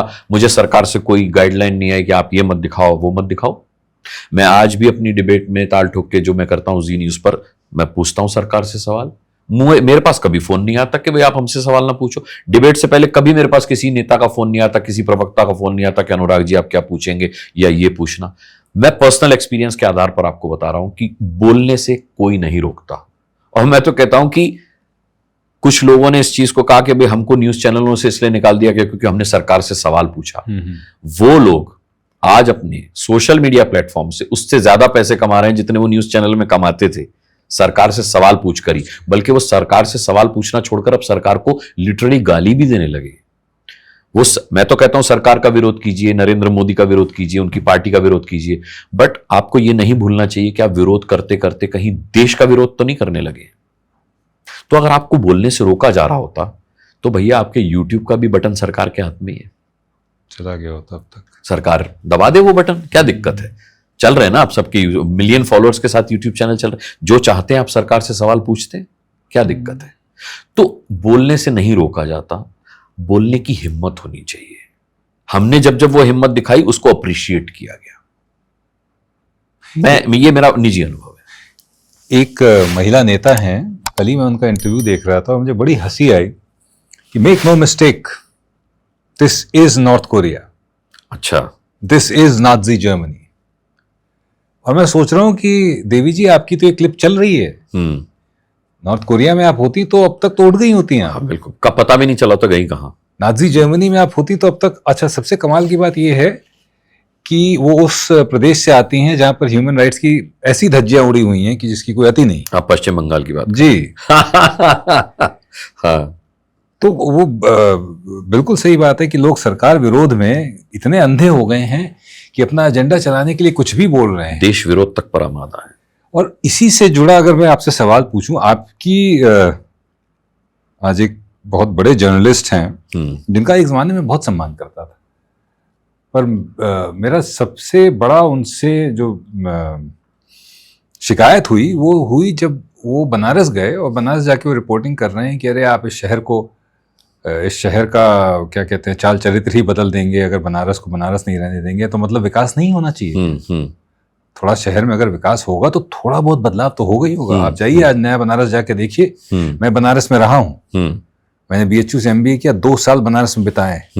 होपलेस लगता था वो शहर, लगता नहीं था कि कभी इस शहर का कुछ हो पाएगा, वो तंग गलियों में से कुछ बन पाएगा। अच्छा, आज वो शहर क्या से क्या हो गया और आप वहीं खड़े होके कह रहे हैं कि आपने इस शहर का चरित्र बदल दिया। रवीश कुमार जी की बात कर रहा हूं मैं। अच्छा, और उस समय वो एनडीटीवी में हुआ करते थे। ठीक है।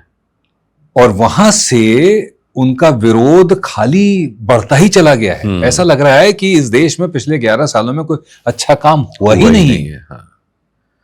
उनसे जुड़ा हुआ एक आपका किस्सा है। अच्छा, मैं ये तो नहीं कहूंगा कि झड़प हुई थी, बट हाँ, सोशल मीडिया पे कुछ चैटर जिसे कहते हैं। हाँ, वो सोशल मीडिया ही के ऊपर उनको जवाब था बेसिकली। उनकी एक बाइट चली थी, तो वो कह रहे थे कि मोदी जी आजकल कैसे कैसे पत्रकारों को फॉलो बैक दे रहे हैं। 2017 की बात है, मोदी जी ने मुझे फॉलो बैक दिया था ट्विटर पर। तो उसके कुछ दिनों के बाद उनका बयान आया कि भाई मोदी जी कैसे कैसे पत्रकारों को फॉलो बैक दे रहे हैं, इससे अच्छा तो मोदी हमें फॉलो बैक कर लेते। तो मैंने कहा कि आपको दिक्कत इस बात से नहीं है कि विकास हो रहा है या नहीं हो रहा, आपको दिक्कत इस बात से है कि मोदी जी आपको फॉलो नहीं करते। ये आपने लिखा? ये मैंने लिखा कि भाई दिक्कत रवीश कुमार जी के दिल का दर्द सामने आ गया कि मोदी जी हमें फॉलो कर लें, हमें क्यों नहीं फॉलो करते। उनकी ये बाइट थी, ये चली थी। तो उसको सोशल मीडिया वालों ने पिक कर लिया, उन्होंने अपने यूट्यूब के बड़े एपिसोड्स इस पर बनाए कि अनुराग मुस्कान ने दिया रवीश कुमार को जवाब। मैं रवीश जी का पर्सनली बहुत बड़ा फैन रहा हूं, रवीश की रिपोर्ट का।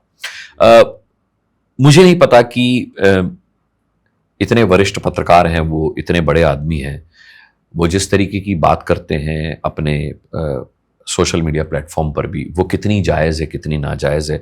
लेकिन मैं फिर कहता हूं कि एक तबका है जो उन्हें सुनना चाहता है, जो उन्हें उस रूप में देखना चाहता है जिसमें वो एक्सेप्टेड थे। पूरा देश उनकी रिपोर्ट देखता था। हम लोग रात के 9 बजे का इंतजार करते थे, रवीश की रिपोर्ट आई। फिर अचानक से ऐसा क्या हुआ कि सवाल ही सवाल हो गए, जवाब कोई नहीं हुआ। भाई मैं ये मानता हूं कि ऐसा तो नहीं है कि आप सरकार का जब विरोध करते हैं तो आपका विरोध इस हद तक इतना ऊपर निकल जाता है कि फिर वो विरोध सरकार का नहीं बचता, फिर आप जनता के विवेक पर सवाल उठाने लगते हैं। फिर आप सरकार के विकास पर नहीं, जनता के विवेक पर सवाल उठाने लगते हैं। और ऐसा वो कई बार कर चुके हैं। हाँ, कि भाई जिस देश की जनता इस देश की सरकार को चुन रही है, आप उस सरकार को कटघरे में खड़ा कर रहे हैं। कीजिए, सवाल पूछिए। मैं यही करता हूं रोज। आप मेरी डिबेट देखिए, आपने मेरा घंटी बजाओ शो देखा होगा, मैं सरकार से सवाल पूछता था। सरकार हिलती थी, सरकार घुटने पर आती थी, सरकार गिरती थी सर। तो क्या हुआ? मुझे क्या नौकरी से निकाल दिया गया? मेरी आवाज को रोक दिया गया? आप किस मंच से क्या सवाल पूछ रहे हैं और उस सवाल के जवाब से आप संतुष्ट क्यों नहीं हैं? अगर सड़क में गड्ढा है और आप मोदी से सवाल पूछेंगे तो यह जायज नहीं है। उनसे, मोदी से पहले भी बहुत सारे लोग आते हैं जिनसे सड़क में गड्ढा क्यों, यह सवाल पूछा जाना चाहिए। सब मैं फिर कह रहा हूं, सवाल पूछना गलत नहीं है, बट हर चीज के लिए अगर आप देश के नेतृत्व को टारगेट करेंगे तो यह गलत है। जब इस देश की सेना कुछ बोलती है तो आप कहते हैं कि सरकार क्यों नहीं बोल रही, सरकार को जवाब देना चाहिए। जब सरकार जवाब देती है तो आप कहते हैं कि सरकार सेना का क्रेडिट ले रही है। इनका क्या हक बनता है? जीत तो हमारी सेना ने हासिल की है। प्रधानमंत्री आकर क्यों बता रहे हैं कि क्या हुआ? जब नहीं आते तो आप कहते हैं प्रधानमंत्री कहां छिपे हुए, गायब है वो क्यों नहीं आते सामने? आपको करना क्या? सवाल आप अपने सवाल को क्राफ्ट कीजिए। पहले सवाल पूछने की इस देश में मनाही नहीं है, कभी नहीं रही। आपके क्राफ्ट में प्रॉब्लम है। मैं सिर्फ इतना ही कह सकता हूं, क्योंकि ऐसा भी नहीं है कि उनका हर सवाल नाजायज होता हो, लेकिन कई बार अनर्गल सवालों में आपके जायज सवाल भी दब जाते हैं। आप अपने ही सवाल की अहमियत को कम करते हैं। और ये उनके लिए भी जवाब है जो नाजी जर्मनी और नॉर्थ कोरिया से कंपेयर कर रहे हैं कि रवीश है ना, रवीश तो पूछ रहे हैं, रोज सवाल पूछ रहे हैं। हाँ, पूछ रहे हैं। अभी तो कोरिया में तो गायब हो गए होते। गायब हो गए। कोरिया में छोड़िए, पाकिस्तान बिल्कुल में होते तो पता नहीं क्या हो रहा होता। बिल्कुल सही बात। तो बिल्कुल सवाल पूछने चाहिए। कई चीजें हैं, कोई भी सरकार मुझे नहीं लगता है कि ऐसे काम कर सकती है कि 10 साल में सिर्फ अच्छे काम करे। लेकिन कोई भी सरकार ऐसी नहीं हो सकती कि 10 साल में सिर्फ बुरे काम करे। मैं कहता हूं बुरे कामों को सबूतों के साथ दिखाइए, बिल्कुल रखिए। अगर हम पाकिस्तान के साथ हमारा कॉन्फ्लिक्ट है और हमारी सेना आकर कह रही है कि हमने ये किया, सरकार आके कह रही है कि हमने ये किया, और आप उल्टा सवाल पूछ रहे हैं कि कितने रफाल गिरे वो बताइए, हमारे कितने लोग मारे गए वो बताइए। ये डी एस्केलेट गैंग कहता हूं मैंने, जिन्होंने जब हमने उनके आतंकी ठिकानों पर हमला किया तो उन्होंने कहा डी एस्केलेट, हम युद्ध की तरफ जा रहे हैं, युद्ध नहीं होना चाहिए, युद्ध में लोग मरते हैं, मानवाधिकार का लोग पहाड़ा पड़ते हुए आ गए। मैं भी चाहता हूं कि युद्ध नहीं होना चाहिए, युद्ध में बेगुनाह लोग मारे जाते हैं। लेकिन जब हमने समझौता किया डीजीएम, उनके डीजीएमओ की गुजारिश पर कि ठीक है रुक जाएंगे, हम रुक जाते हैं, तब आपने कहा पीओके कहां है? हम तो जीत रहे थे, हमको तो पीओके चाहिए था। बैंड से ईंट क्यों नहीं बजा दी हमने पाकिस्तान की? लोग 1971 का हवाला देने लगे विजय जी के प्राइम मिनिस्टर तो इंदिरा गांधी थी। अरे थी आयरन लेडी, मैं भी मानता हूं थी, लेकिन लोगों ने रेफरेंस क्या दिया कि आयरन लेडी ने पाकिस्तान के 2 टुकड़े कर दिए थे 71 में, हमको तो उस हिसाब से 4 करने चाहिए थे, जिस हिसाब से मोदी जी का दम भरा जाता है, जिस हिसाब से 56 इंच की छाती की बात की जाती है, हमको तो 4 करने चाहिए थे। हमने क्या किया? हमने केवल उनके कुछ एयर स्ट्रिप्स को डिस्ट्रॉय किया, 11 हमने उनके सैन्य ठिकानों पर हमला किया, हमने उनके 9 आतंकी ठिकानों को ध्वस्त किया। उसके बावजूद भी ये कहा जा रहा है क्या किया? तो मैंने सोशल मीडिया पर सवाल पूछा कि क्या 71 में पाकिस्तान के 2 टुकड़े बिना युद्ध के हुए थे? आज तुम कह रहे हो कि डी एस्केलेट, युद्ध नहीं होना चाहिए, फिर रेफरेंस दे रहे हो 71 का, कि इससे अच्छा तो इंदिरा गांधी थी जिन्होंने पाकिस्तान के 2 टुकड़े कर दिए थे। तो बिना युद्ध के तो वो भी नहीं हुआ था। और अगर और गहराई में जाएंगे तो बहुत कुछ निकलेगा कि कैसे हमने एक जीता या रणभूमि में जीता हुआ युद्ध बातचीत की टेबल पे हार दिया, बहुत सारी चीजें निकली। तो मुझे लगता है कि जो लोग अपने ही देश में रह करके अपने ही देश के खिलाफ एजेंडा चला रहे हैं, वो सवाल नहीं पूछ रहे, उनके सवालों को मैं सवाल नहीं मानता। जब हमारे सेना की तरफ से प्रेस कॉन्फ्रेंस होती है और ये कहा जाता है, जब उनसे पूछा जाता है कि सर हमारा कितना नुकसान हुआ, तो उन्होंने कहा जब कॉन्फ्लिक्ट होता है, जब युद्ध होता है, जब युद्ध जैसी स्थिति होती है, जब 2 देश लड़ते हैं, तो नुकसान दोनों तरफ का होता है। फिर भी आप जानना चाहते हैं कितने रफाल गिरे? पाकिस्तान का मीडिया देख लीजिए कितना नुकसान हुआ। लोग पाकिस्तान की मीडिया का हवाला देकर के हमसे सवाल पूछते हैं। यहां जब आप देश विरोधी स्टेटमेंट्स देते हैं तो पाकिस्तान की संसद में लोग उसको कोट करते हैं और आप उसका खंडन भी नहीं करते। आप फिर पाकिस्तान को जवाब भी नहीं देते कि हमारे देश का मामला है, हम देख लेंगे। नहीं, आप चुप रह जाते हैं। ये कैसा देश प्रेम है? ये कैसी राष्ट्रवादिता है, राष्ट्रभक्ति है? ये मेरी समझ से बाहर है। तो मैं इन सवालों को सवाल नहीं मानता सर।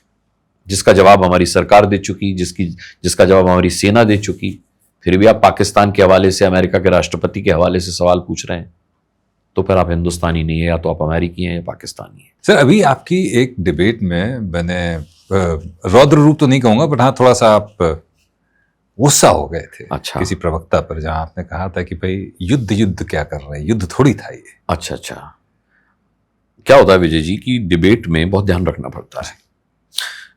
आजकल परसेप्शन की लड़ाई चल रही है और तमाम वक्ता जो होते हैं वो कुछ ऐसी बात कहकर लोगों के दिमाग का परसेप्शन बदल देना चाहते हैं। मैं वो नहीं होने देता अपनी डिबेट में। प्रवक्ता थे जो लगातार कह रहे थे कि ट्रंप की मध्यस्थता के बाद हमने सीज फायर किया, सरकार जवाब दे कि ट्रंप की क्या भूमिका है, ये जो 2-3 दिन युद्ध चला। तो मैंने उनसे कहा, मैंने कहा सर एक्सक्यूज मी, आप फेक न्यूज फैला रहे हैं, ये फेक न्यूज मत फैलाइए। बोले अनुराग जी मुझे बोलने दीजिए। मैंने कहा मैं गलत नहीं बोलने दूंगा। बोले मैं क्या गलत बोल रहा हूं? मैंने कहा पहली बात तो ये कि सीज फायर शब्द का इस्तेमाल ना तो हमारी सेना ने किया, ना हमारी सरकार ने किया, आप कर रहे हैं। युद्ध ना हमारी सेना ने कहा, ना हमारी सरकार ने कहा। तो जब युद्ध हुआ ही नहीं तो आप युद्ध उसको क्यों कह रहे हैं? आप एक लार्जर पर्सपेक्टिव उसका क्यों जनता में देना चाहते हैं? युद्ध जब हमारी सरकार ने कहा युद्ध नहीं था। हमने ऑपरेशन सिंदूर के तहत केवल उनके आतंकी ठिकानों को टारगेट किया, बदले में उन्होंने हमारे भुज और से अवंतीपुरा से लेकर भुज तक के जो हमारे मिलिट्री एस्टेब्लिशमेंट्स हैं, सैन्य ठिकाने, उन पे टारगेट करने की कोशिश की। तो हमने फिर उनके मिलिट्री एस्टेब्लिशमेंट्स को, सैन्य ठिकानों को मैं तो कहता हूं ठुका। हाँ, तो जब पाकिस्तान से की बात आती है तो फिर गुस्सा भी आता है।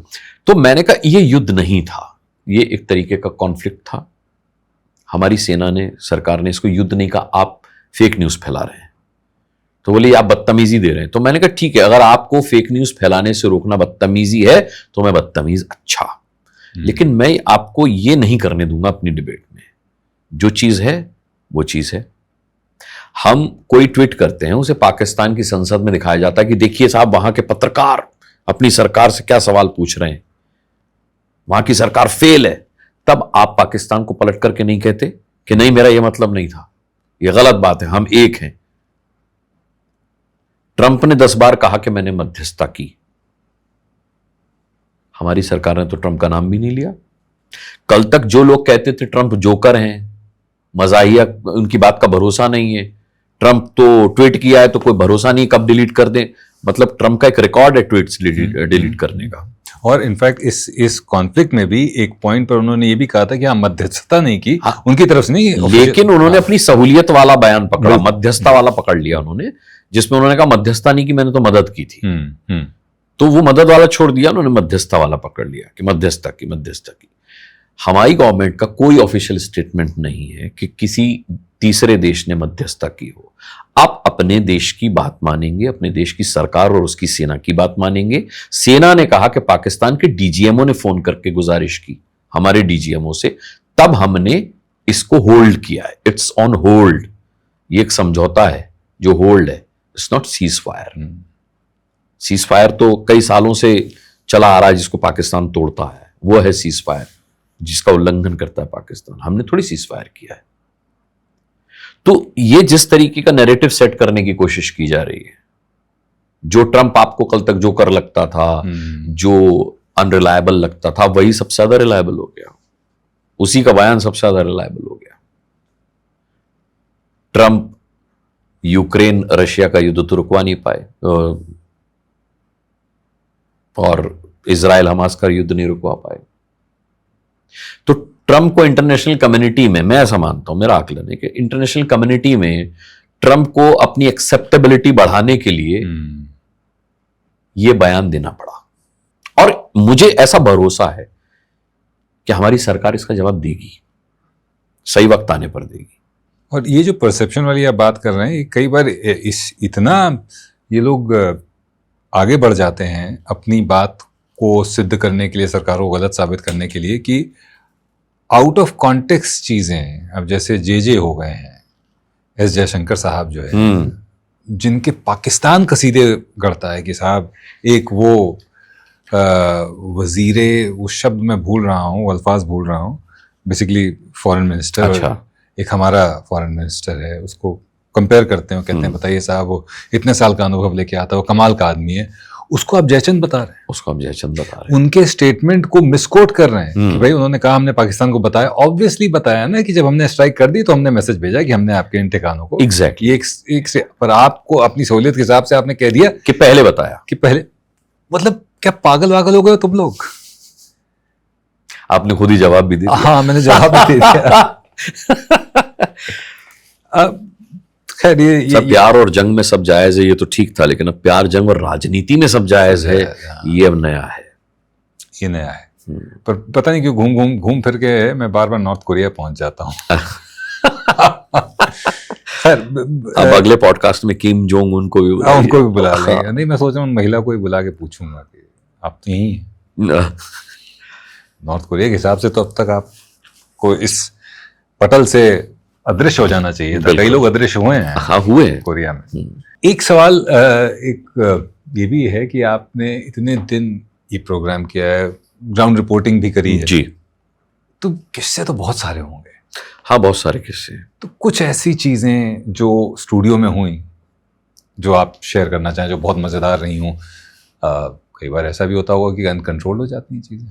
कई बार अनकंट्रोल हो जाती हैं सर। एक खबर थी, मैं भूल रहा हूँ किस राज्य की खबर थी, उसमें जो वांछित अपराधी था, इनामी बदमाश था, उसका नाम लाल टमाटर था सर। वो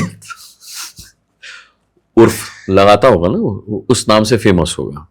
लाल टमाटर। लाल टमाटर। तो अब सर टमाटर होता ही लाल है, तो अब टेलीप्रॉम्प्टर पर खबर आई कि वांछित अपराधी लाल टमाटर पकड़ा गया। अब आप ऑन एयर हैं, आपकी शक्ल दिख रही है और आपको अब ये खबर बिना हंसे हुए पढ़नी है क्योंकि वो इनामी बदमाश था। तो ये बड़ी एम्बैरेसिंग सिचुएशन हो जाती है कि आप कैसे उस खबर को अब पढ़ेंगे। अब आप पढ़िए कि वांछित अपराधी लाल टमाटर पकड़ा गया। लाल टमाटर पिछले कई सालों से अपराध की दुनिया का किंग बना हुआ था। लाल टमाटर पर पुलिस ने इनाम भी रखा हुआ था। लाल टमाटर जिस वक्त भाग रहा था उस वक्त पुलिस ने उसका पीछा किया। लाल टमाटर ने पलटकर पुलिस पर फायरिंग करने की कोशिश की, जिसके चलते पुलिस ने उसका एनकाउंटर कर दिया जवाबी हमले में। तो अब आप कितनी बार अपनी हंसी को रोक सकते हैं? आपको पूरी गंभीरता के साथ उस क्राइम की खबर को पढ़ना है। और बाद में मैंने आके बड़ा झगड़ा किया, मैंने कहा यार लाल टमाटर किसका नाम होता है? बोले नहीं सर, ये इसी नाम से अपराध की दुनिया में फेमस था। तो ये मैंने आपको एक उदाहरण के तौर पर बताया। कई बार क्या होता है कि एक बार हुआ मेरे साथ कि सर मैं ऑन एयर न्यूज पढ़ रहा हूं और पढ़ते पढ़ते मेरे मुंह में मक्खी चली गई। तो अब आप क्या करेंगे? अब घर में आपके मुंह में मक्खी चली जाएगी तो आप स्प्लिट आउट कर देंगे। बट वो मक्खी में खा गया सर।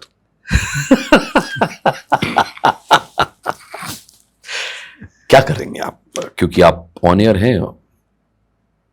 मैंने आगे बढ़ते हैं खबरों में। तो कभी अनकंट्रोल्ड सिचुएशन पैनलिस्ट के साथ? अनकंट्रोल सर कई बार किस कॉन्टेक्स्ट में आप पूछ रहे हैं? मतलब जैसे अनकंट्रोल मतलब आजकल तो देखता हूं मैं, लोग एकदम हाथापाई पे भी उतर आते हैं। एक आध किस्सा हुआ है मेरे डिबेट में भी हुआ है। अनफॉर्चुनेटली हो जाता है कई बार कि जब आप स्टूडियो में 2 गेस्ट बुलाते हैं, आजकल सर वायरल होने का बड़ा कल्चर है। कई बार लोग बिना बात भी एक दूसरे पर टूट पड़ते हैं जस्ट बिकॉज कि हमारी ये क्लिप वायरल हो जाएगी। मुझे लगता है कि ये ट्रेंड बंद होना चाहिए। आप अपनी बात के जरिए वायरल हो, आप अपने तथ्यों के जरिए वायरल हो, आप अपने हिंसक रवैये की वजह से वायरल हो, ये गलत है, ये प्रचलन गलत है। तो मुझे लगता है कि जब हम डिबेट में गेस्ट को बुलाते हैं तो वो सब बहुत गणमान्य लोग होते हैं, पढ़े लिखे लोग होते हैं। पागलों को तो बुलाते नहीं हैं हम। तो जो चीखम चिल्ली करते हैं, मार कुटाई करते हैं, मैं एक्सपेक्ट नहीं करता कि इतने पढ़े लिखे लोग, इतने गणमान्य लोग क्यों ऐसा करते हैं। तो मुझे उसका मकसद यही समझ में आता है कि कहीं वायरल होने के लिए तो नहीं करते। वायरल होने के लिए इस प्लेटफॉर्म का इस्तेमाल तो नहीं किया जाता। कभी ऐसा मैं कोशिश करता हूं कि मेरी डिबेट में ना हो, लेकिन एक बार मेरी डिबेट में भी हुआ। ये मुसलमान पैनलिस्ट थे और एक हिंदू धर्मगुरु थे। तो जो मुसलमान पैनलिस्ट थे उन्होंने भगवान श्री कृष्ण को लेकर के कुछ अपशब्द कहे, कुछ गलत बात कही। तो वो जो है उन पर हमलावर हो गए, हिंदू धर्मगुरु जो थे। तो मैंने उनको बाद में यही कहा, मैंने कहा इस डिबेट को हम एक नई दिशा में ले जा सकते थे। हम उस मुसलमान पैनलिस्ट से जब तक माफी नहीं मंगवा लेते तब तक हम डिबेट आगे नहीं बढ़ाते। भले इसमें हमें आधा घंटा लगता या पौन घंटा लगता। हम कहते रहते कि जो भी मुस्लिम पैनलिस्ट थे, उनका नाम नहीं लेना चाहूंगा मैं, कि भाई आपने गलत बोला, आपको इस बात का इल्म है, एहसास है, अगर नहीं है तो हम करवाते, और अगर हो जाता कि उन्होंने गलत कहा, ये इल्म हो जाता तो वो माफी मांग लेते। मैंने कहा ये ज्यादा अच्छी एंडिंग होती, बशर्ते इसके कि आपने आपा खो दिया। बोले नहीं मैं सुन नहीं पाया, मैं भगवान श्री कृष्ण के बारे में ऐसी बात। मैंने वो ठीक है, मैं भी नहीं सुन पाया, मैं भी बिलीवर हूं, मैं भी नहीं सुन पाया, लेकिन हमें अपनी भूमिका नहीं भूलनी चाहिए। मैं भी अगर एंकर की भूमिका भूल करके उन्हें पीटने लगता कि भाई मैं पहले तो एंकर से पहले तो मैं एक धार्मिक व्यक्ति हूं, एक इंसान हूं, एक भारतवासी हूं, तो फिर मेरी समझदारी पर सवाल उठ जाते। आप एक धर्मगुरु हैं, आपको लोग उस पर्सपेक्टिव में देखते हैं। मार कुटाई धर्मगुरुओं का काम नहीं, तो ये आपको नहीं करना चाहिए। तो मुझे ऐसा लगता है कि ये बड़ी वियर्ड सिचुएशन होती है, जैसे हैंडल करना बड़ा मुश्किल होता है क्योंकि वो अनप्रिडिक्टेबल होती है। हम कभी नहीं चाहते कि ऐसा हो, क्योंकि उससे मैंने कहा ना, क्रेडिबिलिटी और अकाउंटेबिलिटी के हम पहले ही संकट से गुजर रहे हैं, और ऐसी चीजें हो जाती हैं तो वो संकट गहरा हो जाता है। तो वो हुई हैं इस तरीके की चीजें, मैं और चैनल्स में भी देखता हूं कि होती रही हैं, लेकिन वो एक गलत प्रैक्टिस है। ग्राउंड रिपोर्टिंग पे कभी ऐसा हुआ हो कि चीजें आउट ऑफ कंट्रोल हुई हैं? सर हुई हैं। मैं बिहार के इलेक्शंस में था, तो वहां पर मैं उस शब्द का इस्तेमाल नहीं करूंगा क्योंकि पहले विवाद हो चुका है। लालू जी को लेकर के एक वहां पर संबोधन चलता है, जो लोग आमतौर पर उनको बोल देते होंगे लोकल है। तो अच्छा। मेरी एक आदत है बीइंग एन आर्टिस्ट, वो मेरे अंदर है कि मैं कहीं जाता हूं तो रीजनल टच आ जाता है मेरे अंदर। क्या जी बिहार में सब ठीक चल रहा है, कैसा आप लोग का इस बार ठीक है सब, तो ये टच आ जाता है। जब आप बिहार गए या आप राजस्थान गए तो थोड़ा सा आ गया वहां का टच, गुजरात गए तो वैसा आ गया। तो जब मैंने लोगों को लालू जी के लिए वो संबोधन बोलते सुना तो डिबेट में मुझे नहीं पता था कि वो जाति सूचक संबोधन है, मैंने वो इस्तेमाल कर दिया। तो मैं डिबेट में वो शब्द यूज करने लगा। कहा जी इस बार क्या लग रहा है, इस बार होगा, तो वो नाम ले। बट मुंगेर में जब मैंने वो शब्द बोला तो आपत्ति हो गई, अरे ये किसने बोला रे। तो बीच डिबेट चल रही थी, तो मैंने कहा कि मैंने बोले जाति सूचक शब्द बोल रहा है। तो मैंने कहा देखिए मुझे नहीं पता था जाति सूचक शब्द है, मैं यहां पर लोकलाइट से बात कर रहा हूं, लोकल लोगों से, तो वो इस तरीके का शब्द लालू जी के लिए यूज करते हैं, तो मुझे लगा कि प्यार से बोलते होंगे। बट तब तक सर बवाल कट चुका था। और मुंगेर को बड़ा सेंसिटिव माना जाता है इस लिहाज से, पुलिस एस्कॉर्ट करके बाहर तक छोड़ने आई काफी दूर तक, तो वहां थोड़ी सी दिक्कत हुई थी। मेरा इंटेंशन बिल्कुल भी लालू जी को या उनकी जाति को किसी तरीके से किसी के सेंटिमेंट को हर्ट करना नहीं था। लेकिन अफसोस मुझे ये हुआ कि जो लोग ये बात जानते थे, जिन लोगों के साथ मीडिया में मैंने रहकर काम किया है, जो बाद में यूट्यूब चैनल्स पर आ गए, उन लोगों ने मुझे टारगेट करते हुए वीडियोस बनाए कि देखिए इतने बड़े चैनल का पत्रकार बिहार में जाकर के लालू जी पर जातीय हमला कर रहा है। वो मुझे जानते थे कि मैं ऐसा नहीं हूं, मैं खबरों को सेंसेशनलाइज करने वाला एंकर नहीं हूं, और मैं लालू जी को टारगेट क्यों करूंगा भाई, मेरी कौन सी उनसे पर्सनल दुश्मनी है जो मैं उनको जाति सूचक संबोधन से। और मैंने माफी मांगी ऑन एयर डिबेट में, मैंने कहा अगर ये कोई जाति सूचक शब्द है जो कि मेरी जानकारी में नहीं था तो मैं माफी मांगता हूं आप लोगों से, मुझे नहीं जानकारी थी। आप जैसे आप विजय हैं, मान लीजिए आपको लोकल में लोग कह दे रहे विजय वाह कहा रहे, मुझे क्या पता कि विजय वाह बोलना अब जाति सूचक शब्द हो। मैंने कहा अच्छा प्यार से बोलते हूं, तो ऐसे मैंने भी बोल दिया। उस बात का मुझे अफसोस है, मुझे ये चीज का पड़ताल करनी चाहिए थी। बट मैंने कहा ना कि वो जो एक बिहारी टोन एंड टच आपने अडॉप्ट किया वहां पर, आप उस परफॉर्मेंस को देने के चक्कर में ये भूल गए कि आप एक गलत शब्द का इस्तेमाल कर रहे हैं जो कि जाति सूचक है। तो ऐसे मौकों पर सही होते हुए भी गलत छवि आपकी बन जाना, और मैंने कहा ना मॉब को आप नहीं समझा सकते, मॉब को आप नहीं समझा सकते कि भाई साहब मैंने अनजाने में बोला, आप माफी मांग रहे हैं लेकिन आपकी माफी तो किसी को चाहिए ही नहीं, उनको तो पॉइंट मिल गया बवाल करने का। ऑल्दो मैं जितने भी मुंगेर के लोकल वहां के नेता हैं, लोग हैं, मैं मानता हूं कि उस वक्त शायद उन्होंने मेरी इस बात को समझा। आपके अंदर जो प्योरिटी होती है ना सर, जो जेन्युइनिटी होती है, वो आपके चेहरे पर होती है, आपकी आवाज में, आपकी बात में होती है। मैं हमेशा से ये मानता हूं, क्योंकि हमने भगवान को नहीं देखा तो हमारी आवाज में भगवान है। सरस्वती का आवाज कहते हैं ना, जिह्वा पर सरस्वती होती है, आवाज में भगवान होती है। जो प्योरिटी है वही तो भगवान है। हो सकता है कि वो लोगों को हिट की हो, उनको लगा हो कि ये आदमी सही बोल रहा है, वरना मैंने सुना मुंगेर से कोई जिंदा वापस नहीं। हाँ, ऐसा बाद में लोगों ने कहा कि आप ऐसा बोल करके और पब्लिक कितने गुस्से के बाद वहां से वापस आ गए सही सलामत, आप प्रसाद चढ़ाइएगा। तो मैंने कहा नहीं, वहां के लोग की समझदारी थी जो मैं आ गया, वरना जिसने ठान लिया कि नहीं जाने देना है वो नहीं जाने देगा, फिर क्या दिक्कत है। अगर उन्होंने मुझे आने दिया तो इसका मतलब है कि उन्होंने मेरी बात पे यकीन किया कि मेरा इंटेंशन गलत नहीं था। हाँ। धमकी मिली है कभी? धमकी सर क्या कहूं, अगर मैं कहूंगा नहीं मिली है तो लोग कहेंगे अच्छा फिर इसको देते हैं धमकी। नहीं, अब तक नहीं मिली है तो हम देते हैं। वही बात है ना कि ऑफेंड हो जाते हैं लोग। कई लोगों को पता नहीं होता है कि ऑफेंड होने के बाद करना क्या चाहिए। कई लोग शक्ति प्रदर्शन में चले जाते हैं जी, और धमकी देना, और वो भी एक स्टैब्लिश्ड पत्रकार को, तो बहुत बड़ी बात है ना। अरे धमकी दिया हमको, हम उनको ऐसा धमकी दिए हैं ना कि डर गए हैं। नहीं, ऐसा इसलिए नहीं हुआ सर, क्योंकि मैं हमेशा से ये मानता हूं कि हमें ना हक और हुकूक की बात करनी चाहिए। आप मुझे बड़ा एंकर मानते हैं, बड़ा जर्नलिस्ट मानते हैं, मैं नहीं मानता खुद को। मेरे लिए जर्नलिस्ट माने जर्नलिस्ट, छोटा या बड़ा नहीं। मैं हमेशा से कोशिश ये करता हूं कि मामला बैलेंस रखा जाए।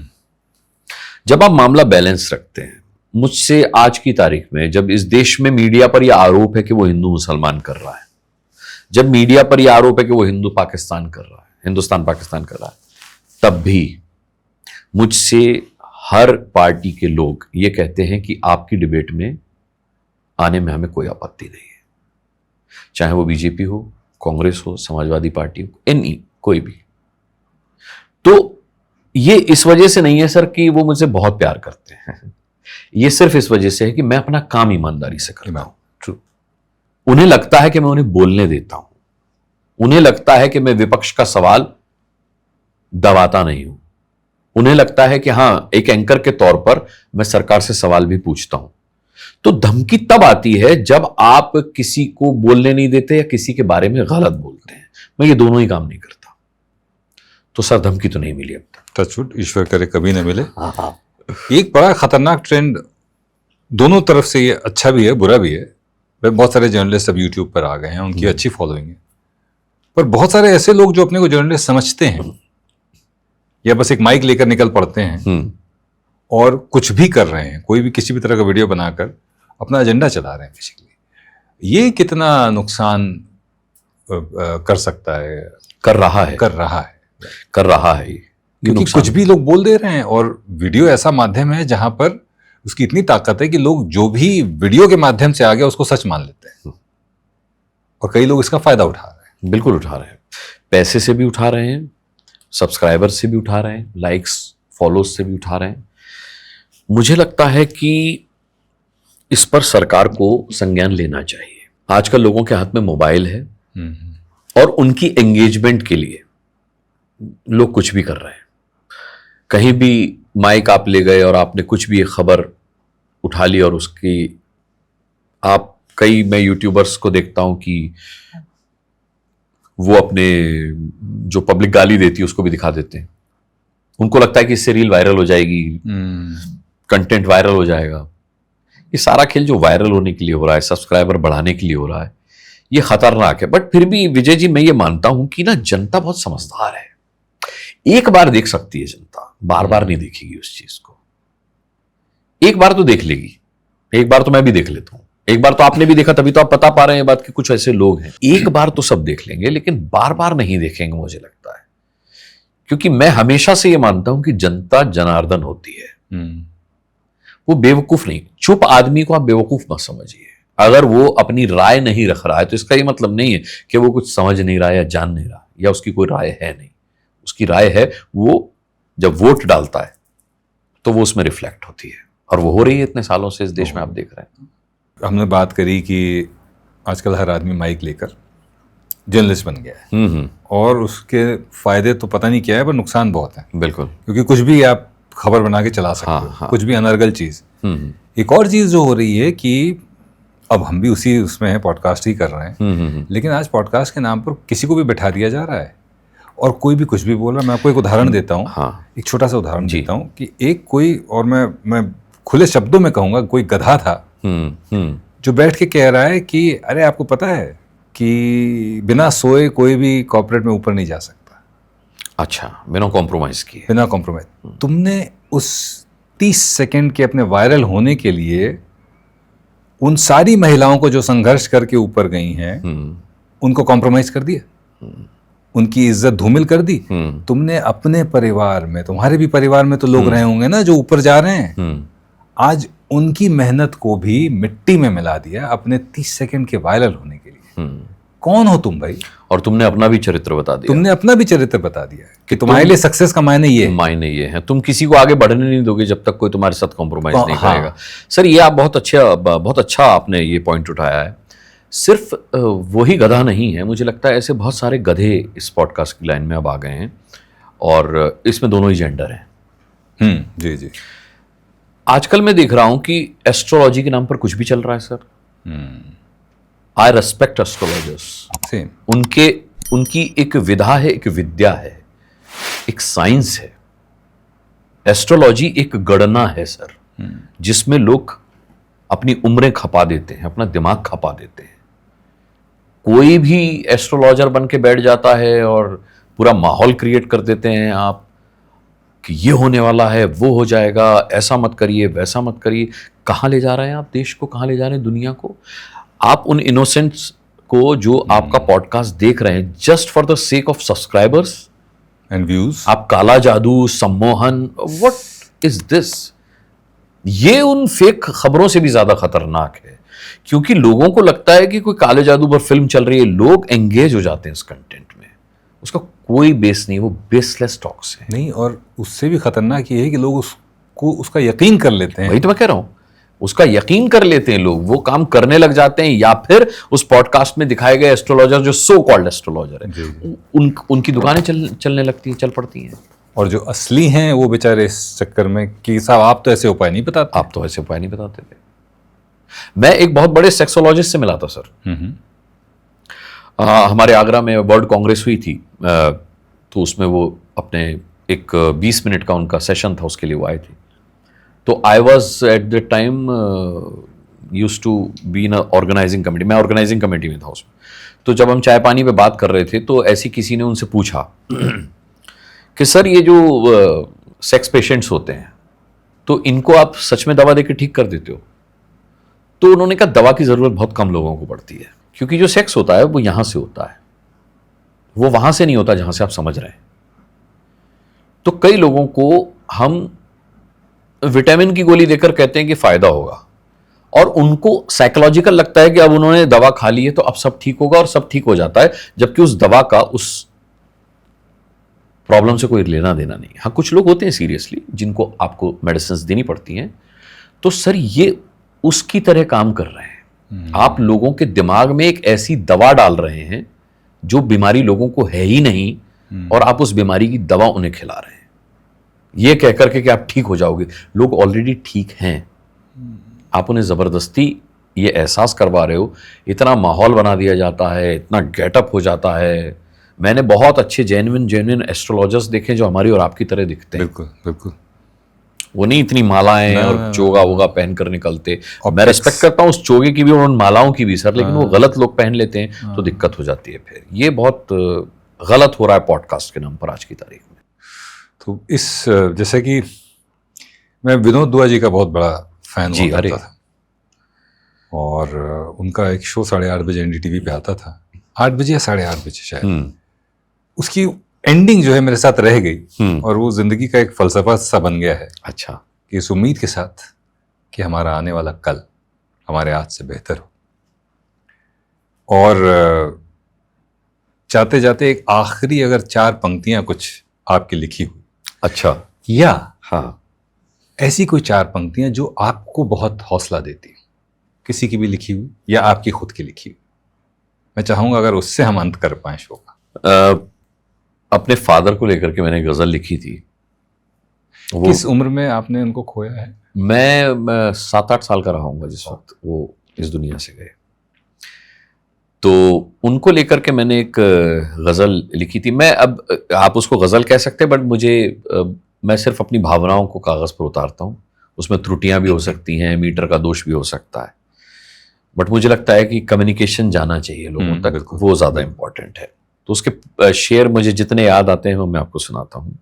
वो मेरे एक दोस्त ने गाई है गजल, वो मेरे पास रिकॉर्डेड फॉर्म में भी है। तो उस गजल को रिकॉर्ड करते पे लगभग सभी लोग रो रहे थे, क्योंकि जब आपकी गजलों के शब्दों को कोई गाता है तो उसमें और भाव आ जाते हैं। वो थी कि क्या खबर थी जिंदगी में क्या से क्या हो जाएंगे, क्या खबर थी जिंदगी में क्या से क्या हो जाएंगे, आसमां से कब जमी फिर आसमां हो जाएंगे। Ups and downs of life. क्या खबर थी जिंदगी में क्या से क्या हो जाएंगे, आसमां से कब जमी फिर आसमां हो जाएंगे। इतना कुछ लिखा है चेहरे पर हमारे वक्त ने, कुछ ना बोलें खुद ब खुद किस्से बयां हो जाएंगे। कुछ ना बोलें खुद ब खुद किस्से बयां हो जाएंगे। ले गया मेरा वो बचपन एक रोटी का सवाल, ले गया मेरा वो बचपन एक रोटी का सवाल। क्या पता था इतनी जल्दी हम जवां हो जाएंगे, आसमां से कब जमी फिर आसमां हो जाएंगे।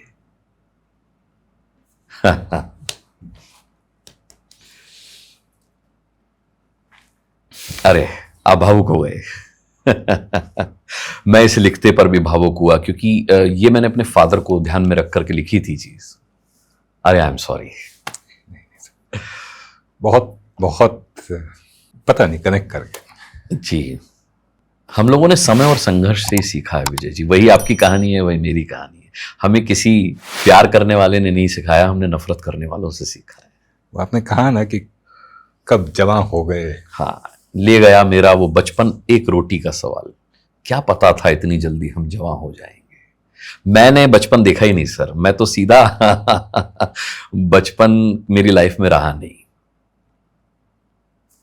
सवाल तो बहुत हैं अभी भी, जी कभी और भी बात करेंगे। बिल्कुल, अरे बैठते रहेंगे सर, बल्कि अब अगले पॉडकास्ट में आप मेरे मेहमान होंगे। ये मेरा सौभाग्य होगा। अरे नहीं, मेरा भी। अब मैं बोल नहीं सकता कुछ, सिर्फ धन्यवाद दे सकता हूँ। आपका भी बहुत बहुत धन्यवाद विजय जी।